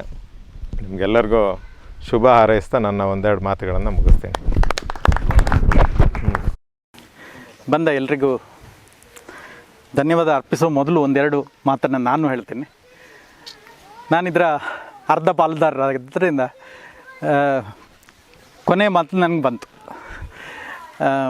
2006ರಲ್ಲಿ ಅಶೋಕರು ನನ್ನನ್ನು ಕೇಳಿದಾಗ ಒಂದು ಕಾಡು ತಗೊಳ್ತೀರಾ ಅಂತ ಹೇಳುವಾಗ ಇವರಿಗೆ ಯಾಕೆ ಹೋಮ್ ಸ್ಟೇ ಹುಚ್ಚು ಫಾರ್ಮ್ ಹುಚ್ಚು ಬಂತು ಅಂತ ಹೇಳುವಂಥ ಫಸ್ಟ್ ಒಂದು ಡೌಟ್ ಬಂತು. ಮತ್ತು ಡೀಟೇಲ್ಸ್ ಕೇಳುವಾಗ ಅವ್ರು ಹೇಳಿದರು ನಾವು ಕಾಡು ತಗೊಳ್ತಾ ಇದ್ದೀವಿ ಈ ಕಾರಣಕ್ಕಾಗಿ ಅಂತ ಹೇಳುವಂಥದ್ದು. ಆವಾಗ ನಾನು ಒಪ್ಕೊಂಡು ನಿಜವಾಗಿ ಒಂದು ಹೇಳ್ತೇನೆ, ನನ್ನ ಹೆಸರಲ್ಲಿಲ್ಲ, ನನ್ನ ಅರ್ಧಾಂಗಿ ಹೆಸರಲ್ಲಿದೆ. ಯಾಕಂದ್ರೆ ನನಗೆ ಅಗ್ರಿಕಲ್ಚರ್ ಪರ್ಚೇಸ್ ಮಾಡಲಿಕ್ಕೆ ಆಗ್ತಾ ಇರಲಿಲ್ಲ, ಅವರ ಹೆಸರಲ್ಲಿತ್ತು. ಸೊ ಹಾಗಾಗಿ ಅವಳ ಹೆಸರಲ್ಲಿ ಪರ್ಚೇಸ್ ಆಗಿದೆ. ಇದನ್ನು ಇದೇ ರೀತಿ ಮುಂದುವರಿಸ್ಕೊಂಡು ಬರಬೇಕು ಅಂತ ಹೇಳುವಂಥದ್ದು ನಮ್ಮಿಬ್ಬರ ಆಸೆ. ಬರೀ ಅಶೋಕರದ್ದು ಮಾತ್ರ ಅಲ್ಲ, ನಂದು ಅಷ್ಟೇ ಆಸೆ ಇದೆ. ನನ್ನದು ಈ ಆಸೆ ಇಲ್ಲಿಗೆ ನಿಲ್ಲಬಾರ್ದು. ಯಾಕಂತ ಹೇಳಿದರೆ ನಾವು 15 ವರ್ಷದ ಹಿಂದೆ ಮಾಡಿದ್ದು ಇನ್ನೂ ಅದು ಒಂದೇ ಎಕ್ಸಾಂಪಲ್ ಅಂತಹ ಆ ರೀತಿಯಲ್ಲಿ ಆಗಬಾರ್ದು. ನಾನೊಂದು ಈ ಕೊರೋನಾ ಮಹಾಮಾರಿ ಬಂದ ತಕ್ಷಣ ಒಂದು ಫಸ್ಟ್ 21 ದಿವಸದ ಲಾಕ್ಡೌನ್ ಇತ್ತು. ಅದರಲ್ಲಿ ನನಗಾಗಿ ಒಂದು ಪ್ರಾಜೆಕ್ಟನ್ನು ಮಾಡಿದ್ದೆ. ನನ್ನ ಆಸ್ಪತ್ರೆ ಇರೋದು ಮೂಡಬಿದ್ರೆಯಲ್ಲಿ, ಪೇಟೆ ಒಳಗಡೆ, ಬಸ್ ಸ್ಟ್ಯಾಂಡಿಗಿಂತ ಸ್ವಲ್ಪ ಹಿಂದೆ ಇದೆ. ಅಲ್ಲಿ ನನ್ನ ಮನೆ ಸುತ್ತ ಒಂದು 30 ಸೆಂಟ್ಸ್ ಜಾಗವನ್ನು ಅದೇ ರೀತಿ ಕಾಡಿನ ಥರನೇ ಬಿಟ್ಟಿದ್ದೆ. ಅಂದರೆ ಆರ್ಗನೈಸ್ ಗಾರ್ಡನ್ ಥರ ಮಾಡಿರಲಿಲ್ಲ. ಅಲ್ಲಿ ಪ್ರತಿ ಸಂಜೆ ಹೋಗಿ ಎಷ್ಟೆಷ್ಟು ಪ್ರಭೇದದ ಇನ್ಸೆಕ್ಟ್ಸ್ ಇದೆ ಅಂತ ಹೇಳುವಂಥ ಒಂದು ಡಾಕ್ಯುಮೆಂಟೇಷನ್. ನನ್ನ ಗೆಸ್ ಏನಿತ್ತು ಒಂದು 10-12 ಸಿಗ್ಬೋದು ಅಂತ ಹೇಳುವಂಥದ್ದು. ನನ್ನ ಬ್ಲಾಗಿಗೆ ಒಂದು 50 ಹಾಕಬೇಕು ಅಂತ ಹೇಳೋದು ಆಸೆ ಇತ್ತು. ಸಿಕ್ಕಿದ್ದು 86 ಬೇರೆ ಬೇರೆ ಪ್ರಭೇದಗಳನ್ನು ಅದನ್ನು ಡಾಕ್ಯುಮೆಂಟ್ ಮಾಡಿ, ಫೋಟೋ ಮಾಡಿ, ಪ್ಲಸ್ ಅದರ ಬಗ್ಗೆ ಅದು ಏನು ಮಾಡ್ತಾಯಿದೆ ಅಂತ ಹೇಳುವಂಥದ್ದನ್ನು ಎಲ್ಲ ರೆಕಾರ್ಡ್ ಮಾಡಲಿಕ್ಕೆ ಆಯಿತು. ಸೊ ಇದು ಪೇಟೆ ಒಳಗಡೆ ಇರೋದಾದರೆ ಇಂಥ ಒಂದು ಪ್ರದೇಶದಲ್ಲಿ ಹೇಗೆ ಇರಲಿಕ್ಕೆ ಸಾಧ್ಯ ಇದೆ, ಇದನ್ನು ನಾವು ಡಾಕ್ಯುಮೆಂಟ್ ಮಾಡ್ತಾ ಇರೋದು ಬರೀ ಲಿಸ್ಟಿಂಗ್ ಮಾಡ್ತಾ ಇರೋದಲ್ಲ. ಗುರುರಾಜ್ ಹೇಳಿದರು, ಲಿಸ್ಟಿಂಗ್ ಒಂದು ಸ್ಟೇಜ್ ಅಷ್ಟೇ. ಅದರ ನಂತರ ಅದರ ಬಗ್ಗೆ ಆ ರೀತಿಯ ಇಂಟ್ರ್ಯಾಕ್ಷನ್ನು, ಅದು ಯಾಕೆ ಇಲ್ಲಿ ಬಂತು, ಪ್ರತಿಯೊಂದು ಪ್ರಭೇದಗಳು ಹೇಗೆ ಇಂಟ್ರಾಕ್ಟಿವ್ ಆಗ್ತಾಯಿವೆ, ಒಂದರಿಂದ ಒಂದಕ್ಕೆ ಏನು ಸಂಬಂಧ ಇದೆ, ಆ ಸಂಬಂಧಗಳಿಗೆ ನಾವು ಮನುಷ್ಯರು ಬಂದಾಗ ಏನಾಗುತ್ತೆ, ಮನುಷ್ಯರು ಅದನ್ನು ತೊಂದರೆ ಕೊಡದೆ ಸಪ್ರೇಟಾಗಿ ಅದನ್ನು ಬಿಟ್ಟಾಗ ಏನಾಗುತ್ತೆ. ಈಗ ಉದಾಹರಣೆಗೆ ನೀಲಗಿರಿ ಮಾರ್ಟಿನನ್ನು ಮೂರು ಮಾರ್ಟಿನ್ ರೋಡ್ ಕ್ರಾಸ್ ಮಾಡಿದ್ದು ಮಾತ್ರ ನೋಡಿದ್ದೀವಿ. ಅದರ ನಂತರ ನೀಲಗಿರಿ ಮಾರ್ಟಿನ್ ಎಲ್ಲಿದೆ, ಏನು ಮಾಡ್ತಾ ಇದೆ, ಅವುಗಳು ಬರೀ 3 ಇದೆಯಾ ಅಥವಾ ಅವುಗಳ ಸಂತತಿ ಏನಾಯಿತು, ಏನು ತಿಂತಾಯಿದ್ದು, ಅವುಗಳ ಸ್ಥಿತಿಗತಿ ಏನಾಯಿತು ಅಂತ ಹೇಳುವಂಥದ್ದು ನಮಗೆ ಏನೂ ಡಾಕ್ಯುಮೆಂಟೇಷನ್ ಇಲ್ಲ. ನಾವು ಇಲ್ಲಿಷ್ಟು ಕ್ಯಾಂಪ್ ಮಾಡಿದರೂ ಅವುಗಳು ಮತ್ತೆ ಸೈಟಿಂಗ್ ಆಗಿಲ್ಲ. ಸೊ ಹಾಗಾಗಿ ಪ್ರತಿಯೊಂದಕ್ಕೂ ನಾವು ಬೇರೆ ಬೇರೆ ರೀತಿಯಲ್ಲಿ ಹುಡುಕಬೇಕಾಗತ್ತೆ. ಸೊ ಆ ಹುಡುಕುವಿಕೆ ನಡಿಬೇಕಾದ್ರೆ ಬರೀ ಒಂದು ಮಳೆಗಾಲದಲ್ಲಿ ನಾವು ಒಂದು ಕ್ಯಾಂಪ್ ಮಾಡ್ತೀವಿ, ಇನ್ನೊಂದು ಟೈಮಲ್ಲಿ ಬಂದು ನಾವು ಟ್ರೀ ಕೌಂಟ್ ಮಾಡ್ತೀವಿ ಅಥವಾ ಬೇರೆ ಏನಾದರೂ ಮಾಡ್ತೀವಿ ಅಂತ ಹೇಳಿದರೆ ಆಗೋದಿಲ್ಲ. ನಿರಂತರ ಒಂದು ಚಟುವಟಿಕೆ ನಡಿಬೇಕು. ಆ ಚಟುವಟಿಕೆ ಇಲ್ಲಿಯ ಜಾಗಕ್ಕೆ ತೊಂದರೆ ಕೊಡದ ಹಾಗೆ ಆಗಬೇಕಾಗತ್ತೆ. ಸೊ ಅದಕ್ಕಾಗಿ ನೀವೆಲ್ಲ ಇದರ ಬಗ್ಗೆ ಒಂದಷ್ಟು ಪ್ರಚಾರ ಅಂತ ಅಶೋಕರು ಹೇಳಿದರು, ಪ್ರಚಾರ ಕೊಟ್ಟು ಇದನ್ನು ಪ್ರವಾಸಿ ಕೇಂದ್ರದಾಗಿ ಮಾಡಬೇಡಿ, ಆದರೆ ಇದನ್ನು ಯಾವ ರೀತಿಯಲ್ಲಿ ಇದೇ ರೀತಿಯ ಇನ್ನೊಂದು ಹಲವಾರು ಜಾಗಗಳಿವೆ. ಎಲ್ಲರೂ ಬರೀ ರಿಸಾರ್ಟ್ ಮಾಡುವ ಆಲೋಚನೆಯಲ್ಲಿ ಮಾತ್ರ ಅದನ್ನು ಮಾರ್ತಾರೆ, ಆದರೆ ಅದನ್ನು ತಗೊಳ್ಳೋರು ಅದನ್ನು ಬೇರೆ ರೀತಿಯಲ್ಲಿ ತಗೊಂಡು ಈ ರೀತಿಯಲ್ಲಿ ಸಂರಕ್ಷಿಸಲಿಕ್ಕೆ ಸಾಧ್ಯ ಇದೆ.